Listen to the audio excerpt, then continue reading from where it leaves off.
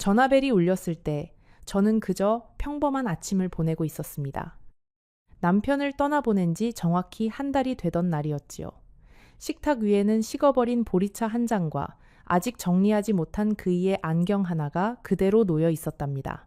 저는 그 안경을 매일 아침 닦았어요. 마치 그가 곧 일어나서 신문을 펼치며 그 안경을 다시 쓸 것처럼요. 그런데 그날 아침, 그 전화 한 통이 제 인생의 마지막 평온을 통째로 무너뜨릴 줄은 정말이지 짐작조차 하지 못했답니다. 수화기 너머에서 들려온 목소리는 조용하고 차분했습니다. 하지만 그 차분함 속에 담긴 한마디 한마디가 마치 한겨울 새벽 바람처럼 제 가슴을 훑고 지나갔어요. 은행 직원이라는 그 사람은 제 남편이 무려 30년 동안 조용히 끌어안고 있었던 빚이 5억 원이라고 말했습니다. 5억 원이요. 평생을 함께 살아온 사람이 저에게 단 한 번도 입 밖에 꺼낸 적 없던 그 숫자가 떠난 지 한 달 만에 제 앞으로 고스란히 돌아왔습니다. 저는 올해 80이 된 순자라고 합니다. 평생을 충청도 어느 작은 마을에서 자라 22에 시집을 와서 58년을 한 사람과 함께 살았답니다. 우리 부부는 한 번도 화려하게 살아본 적이 없어요. 시장에서 콩나물 한 봉지를 살 때도 2번을 들었다 놓았고 1,000원짜리 한 장을 깎으려고 상인 아주머니와 한참을 입씨름하던 그런 평범하다 못해 옹색하기까지 한 부부였지요. 그런데 그런 우리 부부가 5억 원의 빚을 짊어지고 있었다니요.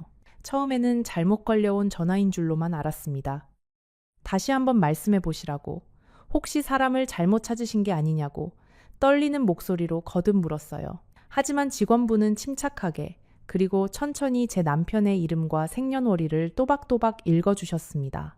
한 글자도 틀린 곳이 없었어요.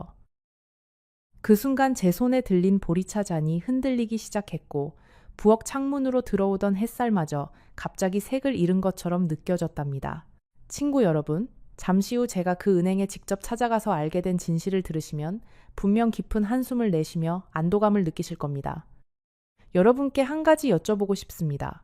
혹시 여러분 곁에 평생 함께해 왔지만 한 번도 진심을 보여준 적 없는 사람이 있나요? 만약 그런 사람이 떠오른다면 댓글란에 그 사람에 대해 조금만 이야기해 주세요. 적어도 오늘은 제가 혼자가 아니라는 느낌을 받고 여러분과 함께 이 이야기를 이어가고 싶어요. 은행에서 전화를 끊고 나서 저는 한참을 식탁 앞에 멍하니 앉아 있었어요. 무얼 어떻게 해야 할지 도무지 떠오르지 않았답니다. 머릿속에서는 남편의 얼굴이 자꾸만 떠올랐어요. 마지막까지 제 손을 꼭 잡고 미안하다고 했던 그 얼굴이요. 그땐 그저 먼저 가는 사람의 흔한 인사라고만 생각했는데 어쩌면 그 미안하다는 말 속에 이 5억 원이 함께 들어있었던 게 아닐까.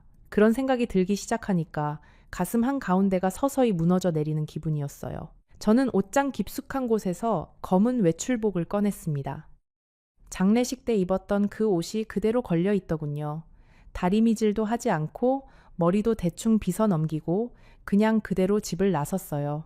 은행까지는 버스로 세정거장이었습니다. 평소 같았으면 그이와 함께 시장 갈 때 타고 다니던 그 버스였지요. 그날따라 차창밖 풍경이 어찌나 낯설어 보이던지 마치 처음 와보는 동네에 와 있는 것 같았답니다. 은행에 들어서니 아침이라 사람이 그리 많지는 않았어요. 안내 데스크에서 사정을 말씀드리니 직원분이 저를 안쪽 작은 상담실로 모셨습니다. 책상 위에는 이미 두툼한 서류 봉투가 한 뭉치 놓여 있더군요. 저는 그 서류 봉투를 보는 순간 다리에서 힘이 쭉 빠지는 걸 느꼈어요. 저렇게 두꺼울 일이 무엇이 있을까? 평생을 모은 우리 부부의 통장도 저렇게 두껍지는 않았는데 상담을 맡아주신 분은 40대 중반쯤 되어 보이는 여자분이셨어요.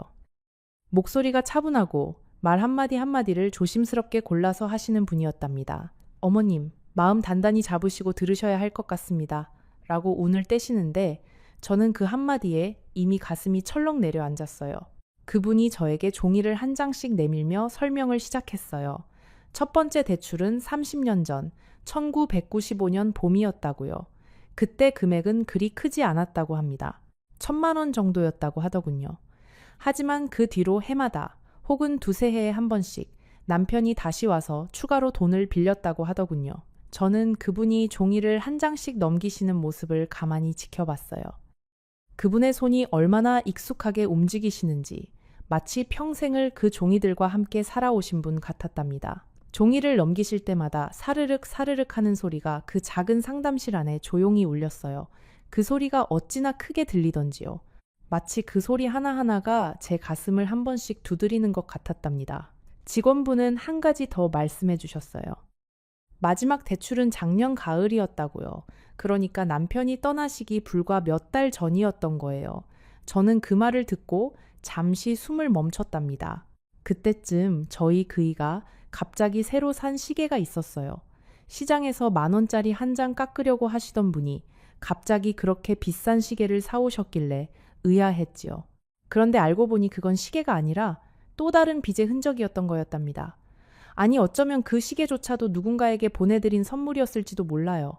우리 그이는 자기 자신을 위해서는 10,000원짜리 한 장을 쉽게 못 쓰시던 분이었으니까요. 저는 그 종이들을 한참을 들여다봤어요. 종이 위에는 남편의 서명이 또렷하게 남아 있었습니다. 평생 제가 보아온 그 글씨체, 마지막 받침을 살짝 흘려 쓰던 그 특유의 필체가 한 장 한 장에 모두 똑같이 찍혀 있었어요. 그러니까 누군가 위조한 게 아니었다는 뜻이지요. 우리 그이가 제가 안방에서 자고 있을 때 혹은 시장에 다녀오는 사이에 이 은행에 와서 직접 종이에 이름을 쓰고 도장을 찍고 돈을 빌려갔다는 뜻이었습니다. 저는 그 글씨를 손가락으로 가만히 짚어봤어요. 그 글씨에서 그이의 체온이 아직도 남아있는 것 같았답니다. 평생 저에게 편지 한 통 제대로 써준 적 없던 그 사람이 이 종이 위에는 이렇게 또렷한 서명을 남겨놓고 가신 거였어요. 어쩌면 그것이 그 사람이 저에게 남기고 간 마지막 편지 같은 것이었는지도 모르겠습니다. 직원분이 조심스럽게 여쭤보더군요. 어머님께서는 이 대출에 대해 전혀 모르고 계셨느냐고요. 저는 그저 고개만 끄덕였어요. 말이 나오지 않았답니다. 그분은 잠시 저를 바라보시더니 따뜻한 차를 한 잔 가져다 주시더군요. 그러면서 천천히 한 가지 사실을 더 알려주셨습니다. 남편의 대출 서류에 등기되어 있는 담보 주소가 우리 집 주소가 아니라는 거였어요. 다른 주소가 적혀 있다는 거예요. 그것도 서울 어느 변두리 동네에 작은 빌라 한 채. 저는 그 종이를 들고 한참을 가만히 있었어요. 그 주소가 적힌 종이를 손에 쥔 채 마치 시간이 멈춘 것처럼 그대로 굳어 있었답니다. 우리 부부는 평생 한 집에서만 살았어요. 그 작은 한옥집, 그 마당 한쪽에 감나무가 한 그루 서 있던 그 집에서요. 그런데 다른 주소라니. 그것도 서울에. 남편은 평생 서울에 일가 친척 한 명 없다고 말했었는데요. 저는 직원분께 떨리는 목소리로 여쭤봤습니다. 이 빚을 제가 갚지 않으면 어떻게 되느냐고요. 그분은 안타까운 표정으로 답해 주셨어요. 상속을 받으시려면 그 빚도 함께 가져가시는 것이고 만약 빚이 너무 크다면 상속을 포기하실 수도 있다고요. 그런데 상속을 포기하시면 남편 명의로 되어 있는 우리 집까지 모두 잃게 된다고 하셨습니다. 그 한옥집이요. 제가 시집 와서 첫 아이를 낳은 그 집, 시어머니를 보내드린 그 집, 그리고 한 달 전에 남편을 떠나보낸 그 집을요. 저는 은행을 나오는데 다리가 후들거려서 제대로 걷지를 못했습니다. 길가에 있는 작은 벤치에 잠시 앉았어요. 가을 햇살이 따뜻한 날이었는데 저는 그날따라 어찌나 추웠는지 모릅니다. 손에 쥔 그 종이가 자꾸만 바람에 펄럭였어요. 마치 제 평생의 신뢰가 그 종이 한 장처럼 바람에 흩날리고 있는 것 같았답니다. 벤치에 앉아 있는데 멀지 않은 곳에서 한 어르신이 새들에게 모이를 던져주시는 모습이 보였어요. 비둘기들이 그분 발치에 모여들어 한참을 깍깍거리고 있었답니다. 그분이 천천히 한 알 한 알 모이를 떨어뜨리시는 모습을 보면서 저는 우리 그이가 평생 그렇게 누군가에게 한 알 한 알 무언가를 떨어뜨려 주셨겠구나 하는 생각이 들었어요. 그 마음이 정말 그 사람다웠습니다. 누가 봐주지 않아도, 누가 알아주지 않아도 그저 묵묵히 자기 자리에서 무언가를 나눠주는 그런 사람이었답니다. 그 어르신은 한참을 더 거기 계시다가 천천히 자리를 뜨셨어요. 새들은 어느새 다 흩어지고 벤치 주변은 다시 조용해졌습니다. 저도 그제야 천천히 일어났어요. 다리가 아직 조금 떨렸지만 마음 한구석에는 묘하게 단단한 무언가가 생겨나고 있었답니다. 집으로 돌아오는 길에 저는 한 가지 결심을 했어요. 무슨 일이 있어도 그 다른 주소가 무엇인지 제 두 눈으로 직접 확인해야겠다고요. 그게 무슨 빚을 위한 담보였는지, 그 자리에 누가 살고 있는지, 그리고 우리 그이가 왜 30년이나 그것을 감춰왔는지를요. 하지만 그 전에 먼저 해야 할 일이 하나 있었습니다. 남편이 평생 쓰던 안방 책상, 그 서랍 깊숙한 곳을 열어봐야 했답니다. 집에 도착하자마자 저는 외투도 벗지 않은 채 안방으로 들어갔어요. 그이의 책상은 여전히 그가 살아있을 때 그대로였습니다. 돋보기 안경 옆에 어제보다 만신문이 펼쳐져 있고 그 옆에는 깍담한 사과가 접시 위에 놓여 있었어요. 저는 그 사과를 차마 치우지 못하고 그대로 두었었답니다. 마치 그를 치워버리는 것 같아서요. 그런데 그날만큼은 달랐어요. 그 평온한 책상 위의 모든 풍경이 거짓말처럼 보이기 시작했답니다. 책상 서랍은 3개였어요. 첫 번째 서랍은 평소에도 자주 열던 곳이라 별다른 게 없었습니다. 안경 닦는 천, 도장, 영수증 몇 장. 두 번째 서랍에는 오래된 가족 사진과 손자들의 어릴 적 그림이 가지런히 정리되어 있었어요. 그리고 마지막 3번째 서랍. 그 서랍은 늘 잠겨 있었답니다. 그이는 별거 아니라고, 그저 옛날 서류 몇 장이 들어있을 뿐이라고 했었어요. 저도 굳이 캐묻지 않았지요. 부부 사이에도 각자의 공간이 있는 거니까요.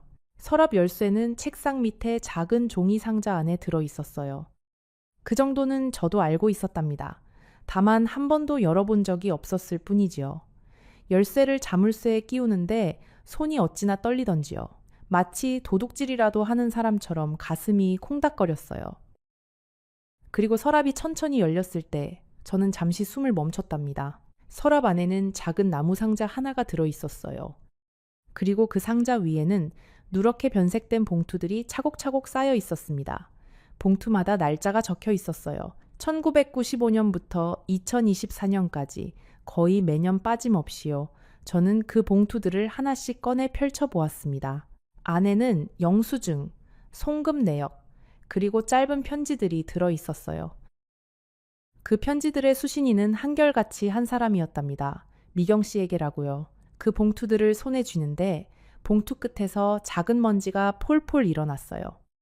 누군가 정성스럽게 쌓아 보관해둔 흔적이었답니다. 봉투마다 약간씩 모서리가 달아있는 것을 보니 우리 그이가 가끔씩 이 서랍을 열고 그 봉투들을 한 번씩 들여다보셨다는 것을 알 수 있었어요. 어쩌면 그 사람은 혼자만의 시간에 이 봉투들을 펼쳐보면서 형님을 잠시 기억하셨던 것일지도 모르겠습니다. 산 사람의 비밀이 아니라 떠난 사람을 향한 작은 의식이었을지도요. 미경.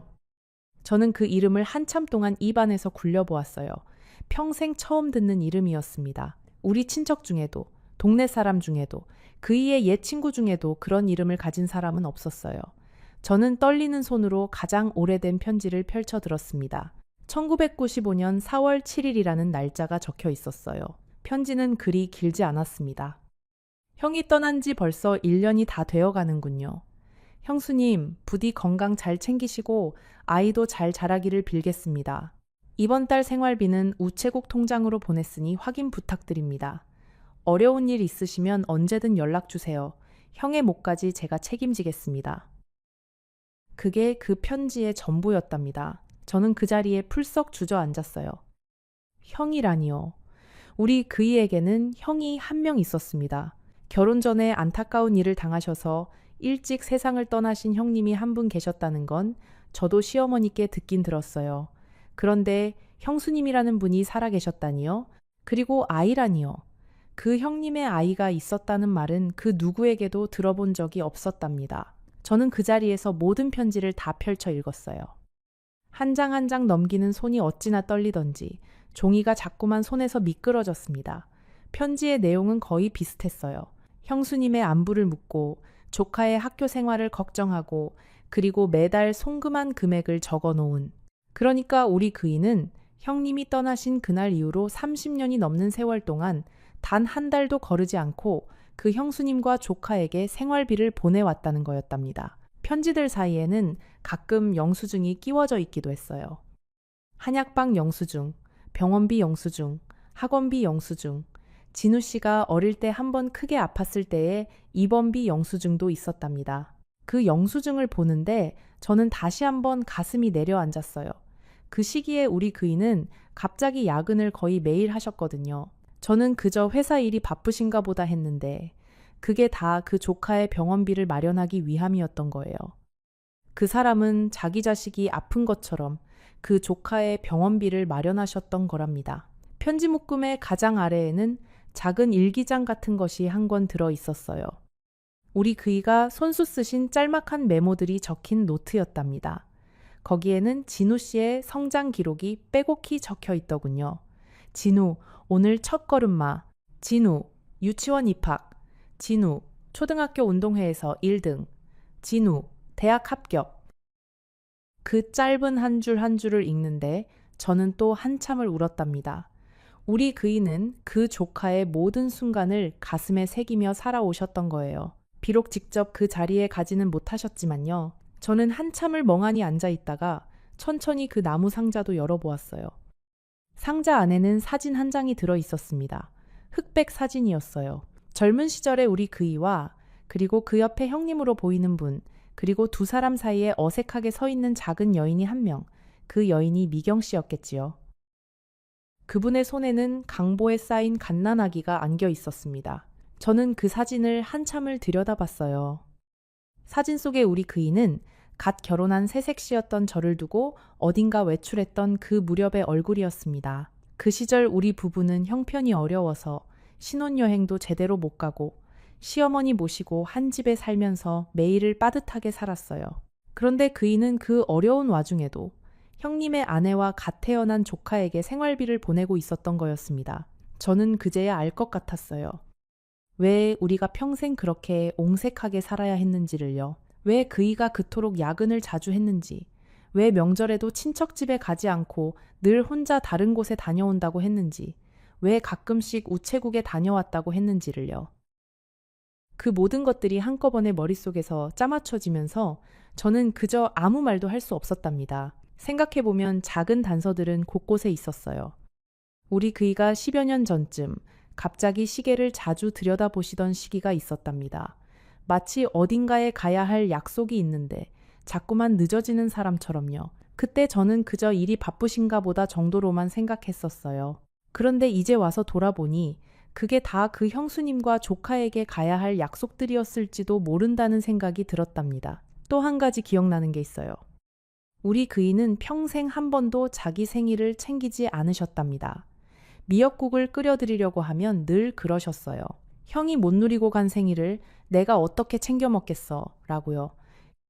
저는 그저 형제 사랑이 깊은 분이라서 그러시는 줄로만 알았어요. 하지만 이제 와서 생각해보니 그게 단순한 형제 사랑이 아니라 형이 남기고 간 모든 것을 자기가 떠안고 살아가는 사람의 무게였던 거였답니다. 그날 밤 저는 한숨도 자지 못했어요. 거실 소파에 앉아서 사진과 편지들을 번갈아가며 들여다봤습니다. 한편으로는 화가 나기도 했어요.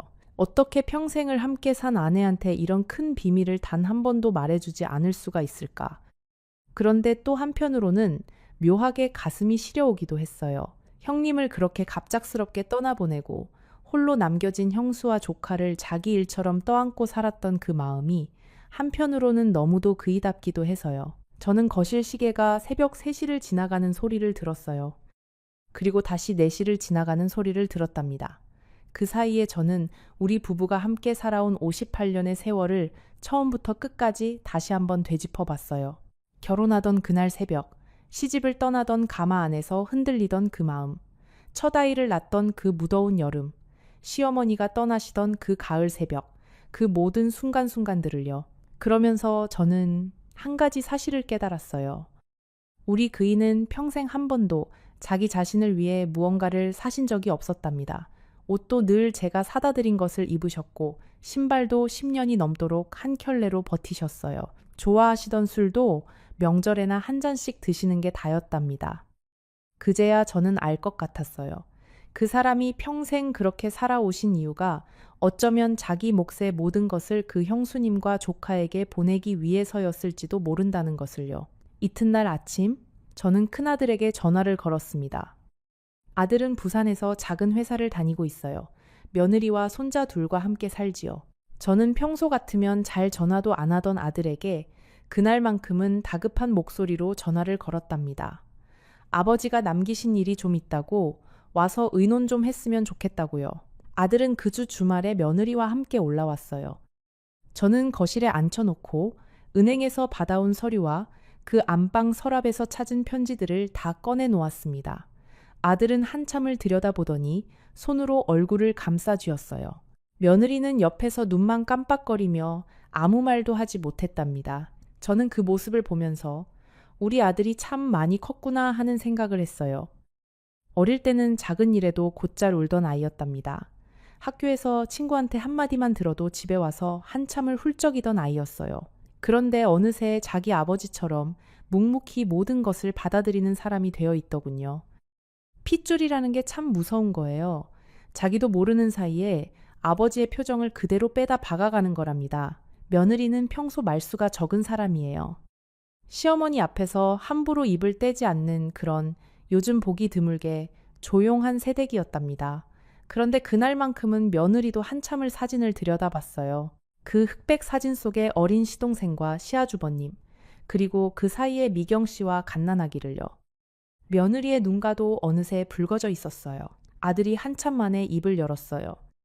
어머니, 그러면 어떻게 하실 거예요? 그 돈을 다 갚으실 거예요. 저는 잠시 머뭇거렸습니다. 그 돈은 우리 가족이 가진 모든 재산을 다 합쳐도 다 갚을 수 없는 금액이었어요. 그 한옥집을 팔아도 제가 모아둔 돈을 다 보태도 절반도 갚지 못할 액수였답니다. 그런데 그때 며느리가 조심스럽게 입을 떼더군요. 아들의 그 한마디에 거실 안이 잠시 조용해졌어요. 시계 초침이 똑딱똑딱 소리만 크게 들렸답니다. 저는 그 짧은 정적 안에서 우리 그이가 평생 그 무거운 빚을 어떤 마음으로 짊어지셨을지를 다시 한번 가늠해 봤어요. 그 사람은 매달 송금하실 때마다 어떤 표정으로 그 도장을 찍으셨을까? 그 사람은 빚이 늘어날 때마다 얼마나 잠을 못 이루셨을까? 그 모든 마음을 혼자 견디느라 그 사람의 어깨가 평생 그렇게 굽어 있으셨던 것은 아니었을까요? 저는 그제야 그 사람의 굽은 등이 비로소 다 이해되는 것 같았답니다. 마침 그때 저희 큰딸도 도착했어요. 큰딸은 인천에서 작은 미용실을 운영하면서 살고 있답니다. 결혼은 늦게 했는데 아이를 갖지 못해서 부부 둘이서만 단출하게 살아가는 아이예요. 저는 큰딸한테도 같이 의논해야겠다 싶어서 전화를 걸어두었답니다.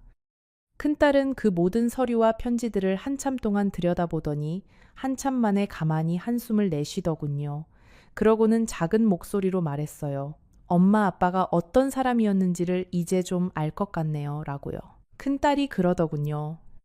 자기가 어릴 때 늘 아빠가 명절 때마다 어딘가에 다녀오신다고 했던 것, 그게 늘 의아했었다고요. 아빠는 한 번도 우리 가족에게 행선지를 정확히 말씀해 주신 적이 없으셨어요. 그저 잠깐 다녀올 때가 있다 그 한마디로 끝이었답니다. 큰딸은 그게 사실은 형수님 댁에 다녀오시던 길이었을 거라는 생각이 든다고 했어요. 그 한마디에 저도 가슴이 한 번 더 내려앉았답니다. 명절에도 우리 식구들과 함께 보내시지 못하고 그렇게 누군가의 안부를 챙기러 다니셨던 그 마음을 생각하니까요. 어머님 그 돈을 왜 어머님이 갚으셔야 해요? 며느리는 차분하지만 단호한 목소리로 말했어요. 그 빚은 아버님이 다른 사람을 도와주려고 만든 빚이지 우리 가족을 위해서 쓰신 돈이 아니잖아요. 그 형수님이라는 분이 살아 계시다면 그분이 함께 책임을 지셔야 하는 거 아닌가요? 저는 며느리의 그 말을 듣고 한참을 침묵했답니다. 물론 며느리의 말이 틀린 것은 아니었어요. 법적으로 봐도 도리적으로 봐도 그 빚의 절반쯤은 그 형수님이라는 분이 함께 짊어져야 할 몫이었지요. 하지만 제 마음 한구석에서는 자꾸만 다른 소리가 들려왔어요. 우리 그이가 평생을 가슴에 품고 갔던 그 마음을 떠난 지 한 달도 안 된 지금 제가 헐어버려도 되는 것인가 하는 그런 소리요. 저는 아들 부부에게 며칠만 시간을 달라고 했어요. 그 형수님이라는 분을 한번 만나보고 싶다고요. 그 사람이 어떻게 살고 있는지, 우리 그이가 평생 보냈던 그 돈으로 어떤 삶을 꾸려왔는지를 제 두 눈으로 직접 확인하고 싶었답니다. 아들은 처음에는 말렸어요. 어머니가 거기 가서 좋을 게 뭐가 있겠느냐고 차라리 변호사를 통해서 정리하는 게 깔끔할 거라고요. 하지만 며느리가 가만히 제 손을 잡아주더군요. 어머님이 직접 가시는 게 맞다고요. 그렇게 해서 저는 며칠 뒤 그 서울 변두리 동네의 주소를 들고 혼자 길을 나섰습니다. 기차를 타고 2시간을 가서 다시 지하철로 갈아타고 마지막에는 마을버스를 한참 탔어요. 종점 가까이에 있는 작은 빌라촌이 그 주소지였답니다. 저는 그 빌라 앞에 서서 잠시 깊은 숨을 들이마셨어요. 곧 만나게 될 그 사람이 어떤 얼굴을 하고 있을지, 저를 보고 어떤 표정을 지을지, 저로서는 도무지 짐작이 가지 않았답니다. 기차 안에서 저는 한참 동안 창밖을 바라봤어요. 들판이 지나가고 산이 지나가고 작은 마을이 지나갔답니다. 우리 그이가 살아계셨을 때는 이렇게 멀리 혼자 외출을 해본 적이 없었어요. 늘 그이가 운전대를 잡으셨고 저는 그저 옆자리에서 졸기만 했지요. 그런데 그날만큼은 그이가 곁에 없는 그 자리가 새삼스럽게 크게 느껴졌답니다. 기차 안에서 저는 가방 안에서 그 흑백 사진을 다시 한번 꺼내봤어요. 사진 속의 그이는 정말 젊었습니다. 갓 결혼해서 한참을 행복하실 때의 모습이었어요. 그 옆에 형님도 환하게 웃고 계셨고요. 누가 봐도 형제 사이가 좋은 두 분이셨답니다. 그런데 그 사진을 찍은 지 얼마 안 되어서 형님이 그렇게 갑자기 떠나셨다니 우리 그이의 가슴이 얼마나 무너졌을지 짐작이 가더군요. 지하철로 갈아타고 나서 저는 그 빌라가 있는 동네의 풍경을 천천히 둘러봤어요. 오래된 동네였답니다. 골목골목마다 낡은 간판들이 걸려 있고 길가에서는 어르신들이 작은 의자에 앉아 햇볕을 쬐고 계셨어요. 한 어르신께 길을 여쭤보니 친절하게도 그 빌라까지 함께 걸어가 주시더군요. 그분과 짧은 이야기를 나누면서 저는 마음 한구석이 조금씩 가라앉는 것을 느꼈답니다. 우리 그이가 평생 도와주신 그 형수님과 조카가 사는 동네가 이렇게 정겨운 곳이라는 게 한편으로는 다행이라는 생각이 들었어요. 여러분, 잠시 후 그 빌라의 낡은 철문이 열렸을 때 제가 마주한 그 얼굴을 들으시면 아마 마음이 한참 동안 먹먹해지실 거예요. 그분이 저를 알아본 표정과 그분이 처음으로 제게 건넨 그 한마디, 그리고 그 작은 거실에서 제가 발견한 마지막 진실까지 조금만 더 함께 있어 주세요. 이제부터가 정말 중요한 이야기랍니다. 빌라는 3층짜리였어요. 외벽이 누렇게 변색되고 군데군데 페인트가 벗겨진 오래된 건물이었습니다. 저는 종이에 적힌 호수를 한참 들여다보고 천천히 계단을 올라갔어요. 2층 가장 안쪽 집이었답니다. 문 앞에 도착해서도 한참 동안 초인종을 누르지 못하고 서 있었어요. 손가락이 자꾸만 떨려서요. 그러다가 안에서 인기척이 들리더군요. 누군가 슬리퍼를 끌고 걸어 나오는 소리. 그 소리에 저는 비로소 용기를 내서 초인종을 눌렀습니다. 잠시 후 문이 천천히 열렸어요. 그리고 한 여인이 저를 바라보았습니다. 그분은 저보다 5살쯤 어려 보였어요. 머리는 거의 다 새었고 등은 약간 굽어 있었지요. 손에는 묵주가 들려 있었습니다. 그분은 저를 한참 동안 가만히 바라보셨어요. 처음에는 누구신지 모르시는 듯한 표정이었답니다. 그런데 제가 입을 떼기도 전에 그분의 눈이 갑자기 흔들리기 시작했어요. 마치 한참 잊고 있던 무언가가 갑자기 떠오른 사람처럼요. 그분은 떨리는 목소리로 작게 물으셨습니다. 혹시 영수 씨, 형수님 되십니까? 저는 그분의 그 눈을 한참 동안 바라봤어요. 그분의 눈에서 어떤 슬픔이 보였답니다. 평생을 혼자 견뎌오신 분만이 가질 수 있는 그런 깊고 깊은 슬픔이요. 그런데 그 슬픔 안에는 묘하게 따뜻한 무언가도 함께 들어 있었어요. 우리 그이가 평생 그분 곁을 지켜주신 그 흔적이 그분의 눈빛 안에 고스란히 담겨 있는 것 같았답니다. 저는 그분을 처음 보는데도 이상하게 낯설지가 않았어요. 마치 어디선가 한 번쯤 마주친 적이 있는 분 같은 느낌이 들었답니다. 어쩌면 우리 그이가 평생 마음 한구석에 그분을 모셔두고 살아오셨기 때문에 그 마음이 자연스럽게 저에게도 전해진 것이었을지도 몰라요. 부부라는 게 그런 거잖아요. 한 사람이 평생 품고 있는 무언가가 다른 한 사람의 마음에도 모르는 사이에 스며들어 있는 것이요. 영수. 그것이 우리 그이의 이름이었답니다. 그분이 우리 그이의 이름을 그렇게 부드럽게 부르시는 순간 저는 제가 정말 이곳에 와 있다는 사실이 비로소 실감이 났어요.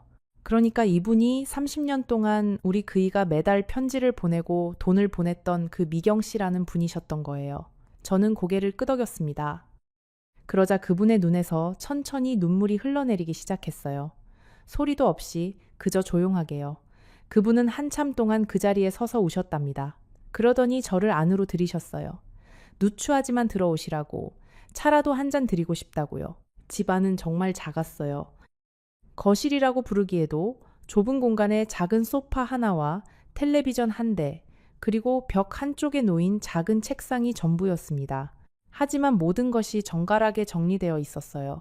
살림이 넉넉하지 않다는 것이 한눈에 보였지만 그 안에 사는 사람의 품격은 분명히 느껴지는 그런 집이었답니다. 그분은 부엌에서 보리차를 한 잔 끓여오셨어요. 김이 모락모락 나는 잔을 제 앞에 놓아주시고 자신은 맞은편에 조용히 앉으셨습니다. 한참 동안 두 사람 모두 아무 말도 하지 못했어요. 무슨 말부터 시작해야 할지, 어떤 표정을 지어야 할지 둘 다 알지 못했던 것 같아요. 그러다가 그분이 먼저 입을 떼셨습니다. 형수님께서 아무것도 모르고 계시리라고는 영수 씨도 저도 한 번도 생각해 본 적이 없었어요. 그분이 가만히 입을 떼셨습니다. 저는 그 말을 듣고 마음 한구석이 무너지는 기분이었어요. 그분은 계속 말씀하셨습니다. 저는 영수 씨가 형수님과 모든 것을 상의하고 그렇게 도와주시는 줄로만 알았답니다. 그렇지 않다면 어떻게 30년이라는 세월을 그렇게 한결같이 도와주실 수 있었겠어요. 저는 그분의 말씀을 들으며 천천히 보리차를 마셨어요. 그 따뜻한 차가 목구멍을 타고 내려가는데 어찌나 쓰던지요. 평생 마셔온 보리차가 그날만큼 쓴맛이 난 적이 없었답니다. 그분은 다시 천천히 이야기를 이어가셨어요. 남편이 떠난 것은 1994년 겨울이었다고 하셨습니다. 작은 트럭을 몰고 시골에서 농산물을 사다 도매로 넘기는 일을 하셨다고 해요. 그날 새벽도 평소처럼 새벽길을 나섰는데 미끄러운 빙판길에서 큰 사고가 났다고 하셨답니다. 그분은 그 이야기를 하시면서도 담담하셨어요. 이미 30년이 넘게 지난 일이라서 슬픔도 어느새 자기 자리를 찾아 가만히 앉아 있는 모양이었어요. 그분은 한참을 가만히 계시다가 다시 말씀을 이어가셨어요. 그날 아침에는 평소보다 일찍 나가셨다고 합니다. 신혼 때 시집을 와서 시작한 그 작은 농산물 도매 일이 그때 막 자리를 잡아가고 있던 참이었다고요. 그래서 그분도 별다른 걱정 없이 잘 다녀오시라는 인사만 짧게 하셨다고 합니다. 그런데 그게 마지막이었던 거예요. 부부 사이에 가장 무서운 것이 그렇게 가벼운 인사로 헤어진 뒤 다시는 만나지 못하는 거라고 하시더군요. 저는 그 말을 들으면서 우리 그이가 떠나시던 그 새벽이 떠올랐어요. 우리도 그날 그렇게 평범한 아침 인사로 헤어졌었거든요. 그때 자기는 이미 임신 7개월이었다고 하셨어요. 시댁은 형편이 어려워서 도와줄 처지가 못 되었고 친정도 멀리 떨어져 있어서 의지할 곳이 없었다고 합니다. 그런데 장례가 끝나고 며칠이 지난 어느 날 영수 씨가 집으로 찾아오셨다는 거예요. 그러니까 우리 그이가요. 미경 씨는 그때를 또렷이 기억하고 계셨어요. 한방눈이 펑펑 내리는 날이었다고 합니다. 영수 씨는 그 눈을 다 맞으면서 작은 보따리 하나를 들고 그 집 앞에 서 계셨다고요. 보따리 안에는 따뜻한 죽 한 그릇과 한약방에서 지어오신 임산부 보약이 들어 있었다고 합니다. 자기 형 떠난 형수 챙기는 것이 형의 마지막 부탁이었다고 우리 그이는 그렇게 말씀하셨다고 해요. 미경 씨는 그 죽그릇을 받아들고 한참을 우셨다고 합니다. 그 보따리 하나가 그분의 평생 가장 따뜻한 선물이었다고요. 그이는 그 자리에서 약속을 하셨다고 합니다. 형이 못다 한 몫을 자기가 책임지겠다고요. 형수도 조카도 절대 굶기지 않겠다고요. 그분은 처음에는 거절하셨다고 해요. 도련님도 이제 막 결혼하셨고 형편도 어려운 줄 아는데 어떻게 그러시느냐고요. 하지만 우리 그이는 고집을 꺾지 않으셨다고 합니다. 그러고는 그 다음 달부터 어김없이 송금을 시작하셨다는 거였어요. 저는 그 이야기를 들으면서 자꾸만 가슴이 메어왔어요. 우리 그이가 어떤 사람이었는지, 어떤 마음으로 평생을 살아왔는지가 그제야 비로소 다 보이는 것 같았답니다. 한편으로는 야속하기도 했어요. 왜 저에게 한마디 말해주지 않았을까? 함께 의논했더라면 저도 한마음이 되어 도왔을 텐데 왜 그토록 무거운 짐을 혼자만 짊어지셨던 걸까요? 그분은 제 표정을 읽으셨는지 조용히 말씀을 이어가셨어요. 영수 씨가 한 번은 그러셨다고 해요. 자기 아내는 마음이 너무 여린 사람이라 이 사실을 알면 분명히 너무 큰 짐으로 받아들일 것 같다고요.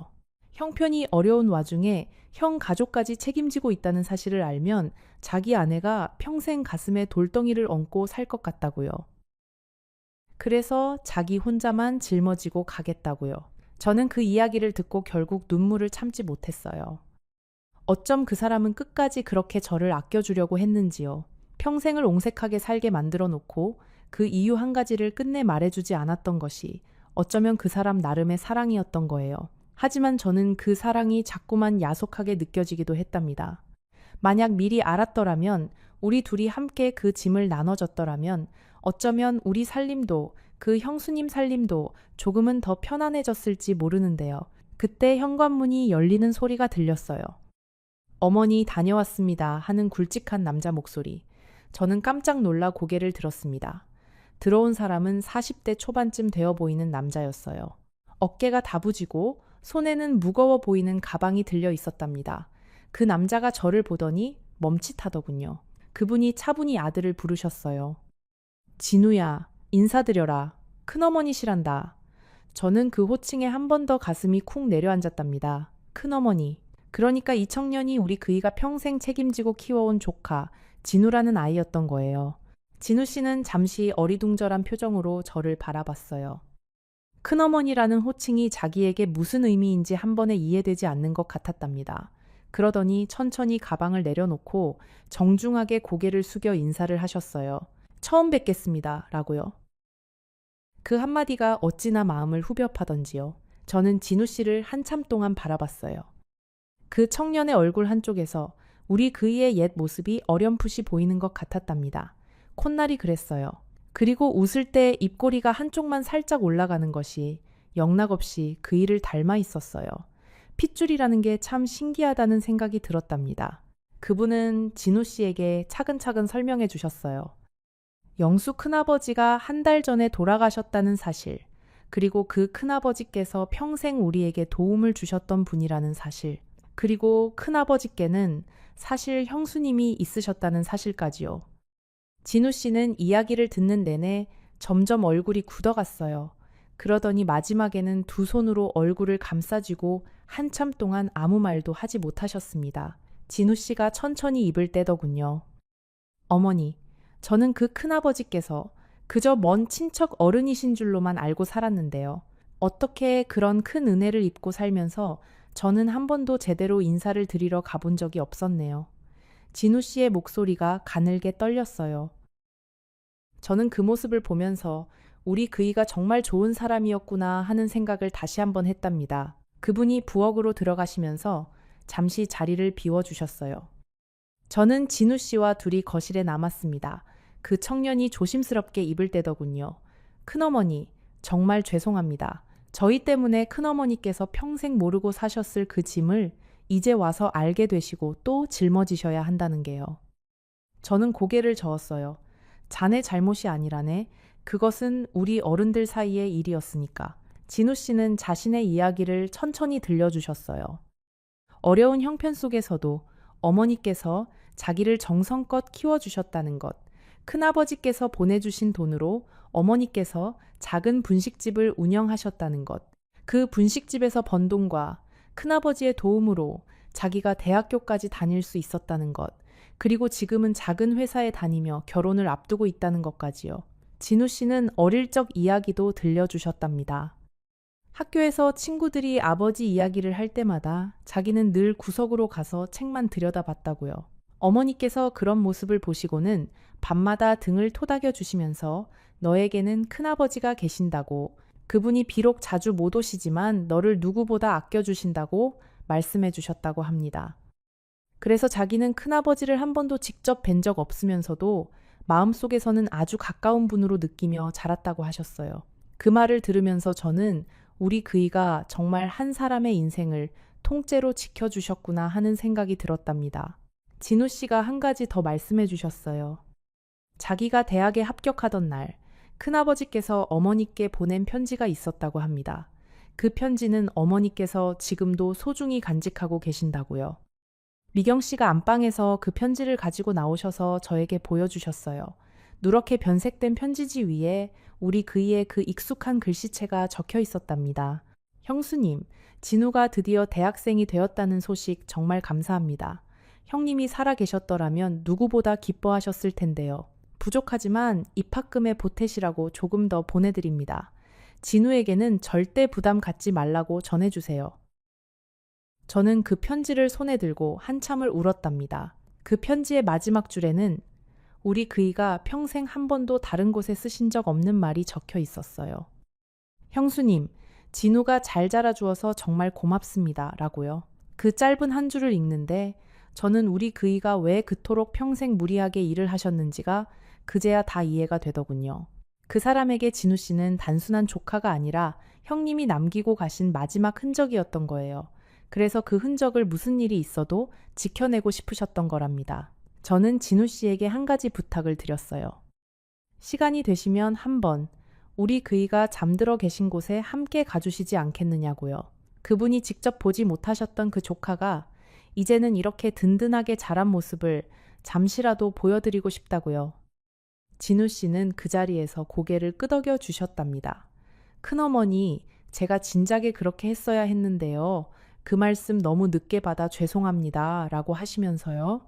그 청년의 그 한마디가 어찌나 마음을 데웠는지 모릅니다. 저는 그 이야기를 들으며 가만히 고개를 끄덕였어요. 진우 씨는 본인이 사실 큰아버지께 매달 조금씩이라도 갚아드리고 싶었지만 큰아버지께서 한사코 거절하셨다고 했답니다. 자기는 갚으라고 도와준 게 아니라고 그저 형 몫을 자기가 대신하는 것일 뿐이라고요. 그 한결같은 마음이 어찌나 그 사람다웠는지요. 저는 진우 씨에게 조심스럽게 여쭤봤어요. 혹시 어머님께서 지금 사시는 이 집이 누구 명의로 되어 있는지 아느냐고요.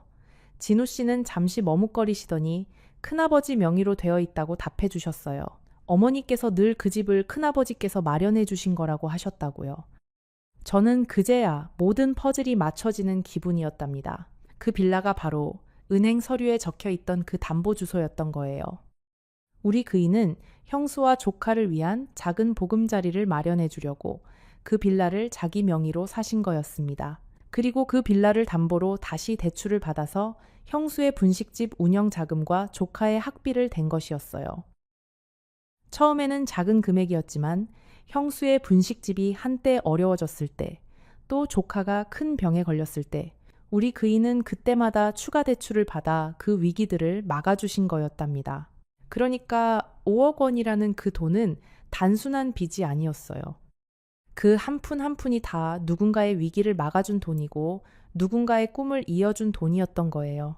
우리 그이는 그 무거운 짐을 평생 혼자 짊어진 채 단 한 번도 자랑하지 않고 단 한 번도 생색내지 않고 그저 묵묵히 그 길을 걸어오신 거였답니다. 저는 진우 씨의 손을 가만히 잡았어요. 그 청년의 손이 어찌나 따뜻하던지요. 마치 우리 그이의 손을 다시 잡고 있는 것 같은 기분이 들었답니다. 저는 그 자리에서 결심했어요. 이 사람들과 척을 지지는 않겠다고요. 우리 그이가 평생 지켜온 그 약속을 떠난 지 한 달 만에 제가 무너뜨리지는 않겠다고요. 그분이 다시 거실로 들어오셨을 때 저는 차분히 입을 떼었어요. 미경 씨, 한 가지 부탁이 있어요. 그분이 의아한 표정으로 저를 바라보셨답니다. 저는 천천히 말을 이어갔어요. 우리 그이가 평생 지켜온 그 마음을 저도 같이 지키고 싶어요. 다만 한 가지만 함께 의논해서 결정하고 싶답니다.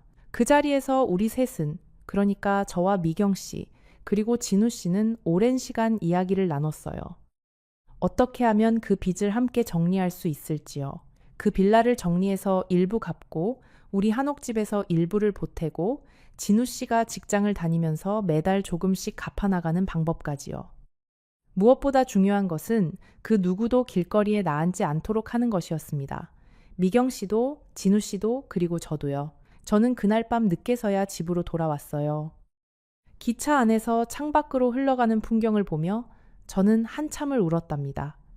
옆자리에 앉아 계시던 젊은 분이 슬쩍 휴지를 건네주시기도 했어요. 그 친절이 어찌나 고맙던지요.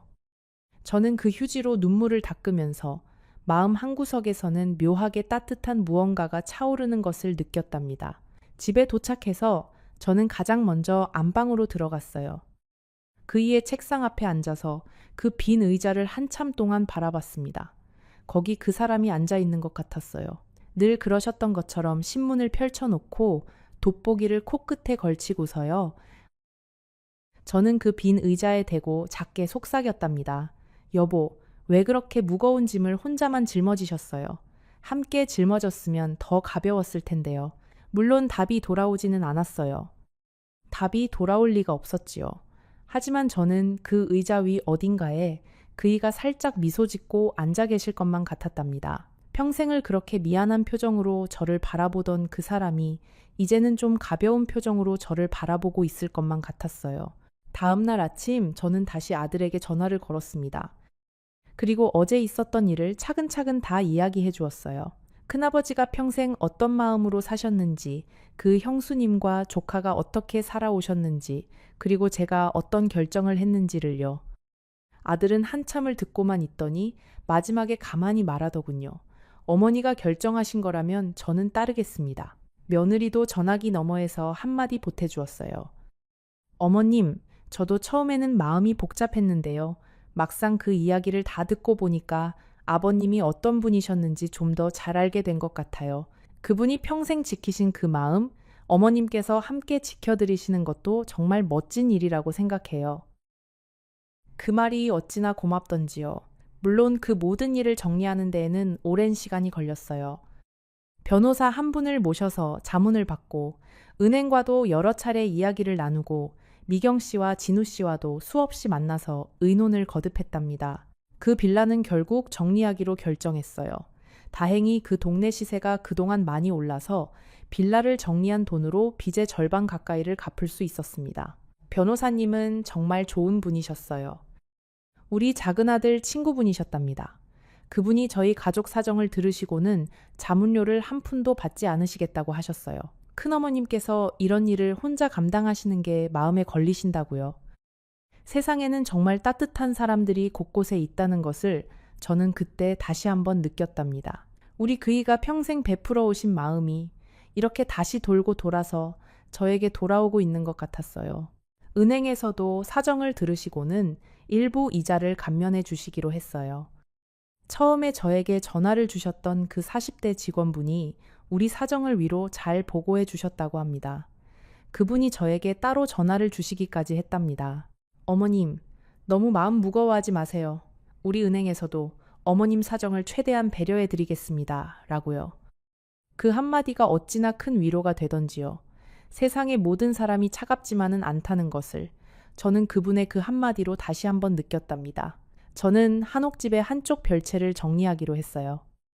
그 별채는 시어머니께서 쓰시던 곳이었는데 그분이 떠나신 뒤로는 줄곧 비어있던 곳이었답니다. 그 별채와 마당 한쪽을 떼어서 작은 셋집으로 임대해 두기로 했어요. 그 임대료로 매달 빚의 이자를 갚아 나가기로 했답니다. 처음에 그 별채를 정리하실 때는 마음이 많이 무거웠어요. 시어머니께서 쓰시던 그 자리에 다른 분이 들어오신다는 게 어색하게 느껴졌답니다. 하지만 막상 새를 들어오신 분이 젊은 부부였는데요. 그분들이 어찌나 살가운지요. 아이가 둘 있는 가정이었는데 그 아이들이 마당에서 뛰어노는 소리가 들릴 때마다 저는 마음이 한결 편안해졌어요. 빈집보다는 사람 사는 소리가 들리는 게 훨씬 좋답니다. 우리 그이도 분명히 좋아하실 거예요. 평생 사람을 좋아하시던 분이었으니까요. 진우 씨는 결혼식을 한 해 미루셨어요. 결혼 자금을 모두 큰아버지의 빚 갚는 데에 보태시겠다고 하셨답니다. 저는 처음에는 말렸어요. 자네 인생에 큰 일을 미루지 말라고요. 하지만 진우 씨가 한사코 고집을 부리시더군요. 큰아버지께서 자기에게 베푸신 것을 생각하면 결혼식 한 해 미루는 것은 일도 아니라고요. 그 청년의 마음이 어찌나 갸륵하던지요. 미경 씨도 그 분식집을 정리하시고 작은 반찬 가게로 업종을 바꾸셨어요. 그분도 이제 연세가 있으셔서 큰 가게를 꾸리시는 게 힘에 부치셨다고 합니다. 작은 가게에서 매일 정성껏 만드는 반찬을 동네 분들께 파시면서 한 푼 한 푼 보태신다고 하셨어요. 가끔 저에게도 직접 만드신 반찬을 보내주시곤 했답니다. 그 반찬을 받을 때마다 저는 우리 그이가 평생 보냈을 그 마음의 무게를 새삼 느꼈어요. 미경 씨께서 보내주시는 반찬은 종류도 다양했어요. 깻잎장아찌, 멸치볶음, 무생채, 그리고 그분이 직접 담그신 김치까지요. 그 김치 한 보시기를 꺼내 먹을 때마다 저는 그분의 평생을 한 입씩 받아 먹는 기분이었답니다. 그분이 평생 그 작은 부엌에서 새벽마다 일어나 형편없는 살림을 끌어안고 아들 하나만 보고 살아오신 그 시간들이 그 김치 한 보시기 안에 다 담겨 있는 것 같았어요. 저는 그 반찬을 절대 한 번에 다 먹지 않았답니다. 조금씩, 아주 조금씩만 꺼내 먹으면서 그분과의 인연을 오래오래 음미하고 싶었어요. 저는 답례로 우리 마당에서 직접 따낸 감을 한 상자씩 보내드렸어요. 우리 마당의 그 감나무는 시어머니께서 시집 오실 때 함께 가져오신 어린 묘목이었답니다. 그 묘목이 어느새 자라서 마당의 절반을 차지할 만큼 큰 나무가 되었어요. 가을마다 어찌나 감이 주렁주렁 열리는지요. 그 감을 따서 미경 씨께 보내드리면 그분은 또 그 감으로 곶감을 만드셔서 다시 저에게 보내주시곤 한답니다. 그렇게 우리 두 사람의 인연이 작은 감 하나를 통해서 이어지고 있는 거예요. 우리 그이가 평생 끌어안고 계셨던 그 인연이 떠나신 뒤에도 이렇게 따뜻하게 이어지고 있다는 것이 저는 참 감사하답니다. 저는 그 빚을 정리하는 동안 한옥집을 떠나지 않았습니다. 아들은 부산으로 모시고 가고 싶어 했어요. 며느리도 함께 살자고 권유해 주었답니다. 하지만 저는 거절했어요. 이 집에서 우리 그이의 흔적과 함께 살고 싶다고요. 그 사람이 평생 앉아 계시던 책상, 그 사람이 평생 쓰셨던 안경, 그 사람이 마지막까지 보던 신문이 그대로 있는 이 집에서 남은 시간을 보내고 싶다고요. 이제 그 일이 있은 지 1년이 다 되어가요. 빚은 아직 다 정리되지 않았지만 마음은 이상하게도 한결 가벼워졌답니다. 우리 그이가 어떤 사람이었는지를 이제는 저도 완전히 알게 되었으니까요. 그 사람이 평생 짊어진 짐이 얼마나 무거웠는지, 그리고 그 짐을 어떤 마음으로 짊어졌는지를 이해하게 되었으니까요. 가끔 동네 어르신들이 저에게 물어보시곤 해요. 영감님 떠나시고 그렇게 큰일을 겪으셨는데 어떻게 그렇게 평온해 보이시느냐고요? 저는 그저 미소만 짓는답니다. 그 평온함이 어디서 왔는지를 제대로 설명드리려면 너무 긴 이야기가 되니까요. 그리고 어떤 이야기들은 모든 이에게 다 들려줄 수 있는 것이 아니니까요. 그저 마음속에 곱게 접어두고 가끔씩만 펼쳐보는 것이 좋은 그런 이야기들이 있답니다. 지난 봄에는 진우 씨가 마침내 결혼식을 올렸어요. 저는 큰어머니 자격으로 그 식장에 갔답니다. 진우 씨의 신부는 참 고운 분이셨어요. 미경 씨께서 식장 한쪽에서 환하게 웃으시며 저를 맞아주셨고요. 저는 그 두 분 곁에 앉아서 신랑 신부의 행복한 얼굴을 한참 동안 바라봤답니다. 그러면서 마음속으로 우리 그이에게 살짝 속삭였어요. 여보, 보고 계세요? 당신이 평생 지켜온 그 약속이 오늘 이렇게 꽃을 피웠어요. 라고요. 결혼식이 끝나고 식당에서 식사를 하는 동안 진우 씨가 마이크를 잡으셨어요. 신부 측 인사가 끝나고 자기 차례가 되니까 잠시 목이 잠기시더군요. 어머니, 그리고 큰어머니 라고 운을 떼시는 순간 식장이 조용해졌답니다. 그러고는 진우 씨가 천천히 말씀하셨어요. 제가 오늘 이 자리에 설 수 있는 것은 두 분 어머니 덕분입니다. 한 분은 평생 저를 키워주신 어머니, 그리고 또 한 분은 제가 한 번도 직접 뵌 적 없지만 평생 저를 지켜주신 큰아버지의 아내이신 큰어머니. 그 한마디에 저는 또 한참을 울었답니다. 저는 그날 식장 한쪽에서 우리 며느리와 큰딸도 만났어요. 두 사람 다 그 자리에 함께 해주었답니다. 우리 며느리가 미경 씨에게 정중히 인사를 드리는 모습을 보면서 저는 마음이 어찌나 따뜻해지던지요. 처음에는 그 빚 때문에 마음이 복잡했던 우리 며느리가 이제는 미경 씨를 진짜 가족처럼 대해주고 있더군요. 가족이라는 게 그런 거인 것 같아요. 처음에는 낯설어도 어느새 마음이 자연스럽게 향해가는 그런 사이요. 저는 이제 가끔 진우 씨 부부와 미경 씨를 우리 집으로 초대한답니다. 그러면 진우 씨 새색 씨가 손수 만든 떡을 들고 오시곤 해요. 미경 씨도 자기 가게에서 만든 반찬을 한 보따리 가져오시고요. 우리 며느리와 큰딸도 시간이 되면 함께 자리해 준답니다. 그 작은 한옥집 마당에 사람들이 모여 앉으면 한때 비어있던 그 자리가 다시 살아나는 느낌이 들어요. 우리 그이가 분명히 어딘가에서 환하게 웃으면서 그 모습을 보고 계실 거예요. 여러분 살다 보면 가끔은 알지 못하는 게 더 행복할 때도 있을지 모릅니다. 하지만 또 어떤 때는 알게 됨으로써 비로소 그 사람을 완전히 사랑할 수 있게 되기도 한답니다. 저는 그이가 떠나신 뒤에야 비로소 그이를 평생 그 어느 때보다도 깊이 사랑하게 되었어요. 그 사람이 살아계셨을 때 함께 짊어졌더라면 더 좋았을 그 짐을 떠나신 뒤에라도 함께 짊어질 수 있어서 오히려 다행이라고 생각한답니다. 비밀이라는 것은 참 묘한 것이에요. 그것은 한 사람의 인생을 무겁게 짓누르기도 하지만 동시에 그 사람의 가장 소중한 마음을 지켜주기도 한답니다. 우리 그이의 그 비밀은 어찌 보면 그 사람의 가장 큰 사랑의 표현이었을지도 모릅니다. 형을 잃은 슬픔을 평생 가슴에 묻고 살았던 그 사람이 자신이 할 수 있는 유일한 방법으로 그 슬픔을 견뎌낸 것이었을지도요. 이 이야기를 들으시는 여러분 중에도 어쩌면 평생을 함께 살았지만 서로의 모든 것을 다 알지 못한 채 살아가시는 분들이 계실 거예요. 그리고 그것이 꼭 나쁜 것만은 아니랍니다. 어떤 비밀들은 사랑의 또 다른 모습이기도 하니까요. 다만 한 가지, 사랑하는 사람이 곁에 있을 때 그 사람의 손을 자주 잡아드리고 자주 눈을 마주쳐 주세요. 그 사람이 무엇을 짊어지고 있든, 무엇을 감추고 있든, 그 사람을 있는 그대로 사랑하고 있다는 것을 자주 표현해 주세요. 우리 그이가 떠나신 뒤로 저는 매일 아침 안방 책상 위 그 안경을 닦아 놓습니다. 그리고 그 옆에 보리차 한 잔을 올려둔답니다. 그 사람이 좋아하시던 진하지도 연하지도 않은 그 보리차를요. 그리고 마음속으로 작게 말씀드려요. 여보, 오늘도 평안하세요. 거기서는 형님과 함께 잘 지내고 계시지요. 저도 곧 가서 만나 뵐 테니까. 그때까지는 거기서도 누구든 도와주고 계시면 되겠어요. 그 사람은 분명히 그러고 계실 거예요. 오늘 이 이야기를 마치면서 여러분께 한 가지 부탁을 드리고 싶답니다. 혹시 오늘 곁에 누군가가 있으시다면 잠시 그 사람의 얼굴을 바라봐 주세요. 그리고 그 사람이 어떤 마음을 품고 살아가고 있을지 잠시 헤아려 봐주세요. 우리는 모두 누군가에게는 비밀을 품고 사는 사람들이기도 하고 또 누군가의 비밀을 모르고 사는 사람들이기도 하답니다. 그것이 인생이라는 거 아닐까 싶어요. 이 이야기가 여러분의 가슴에 작게나마 닿았다면 그것으로 저는 감사하답니다. 살아온 시간이 길어질수록 사랑하는 방법이 점점 더 어려워지는 것 같아요.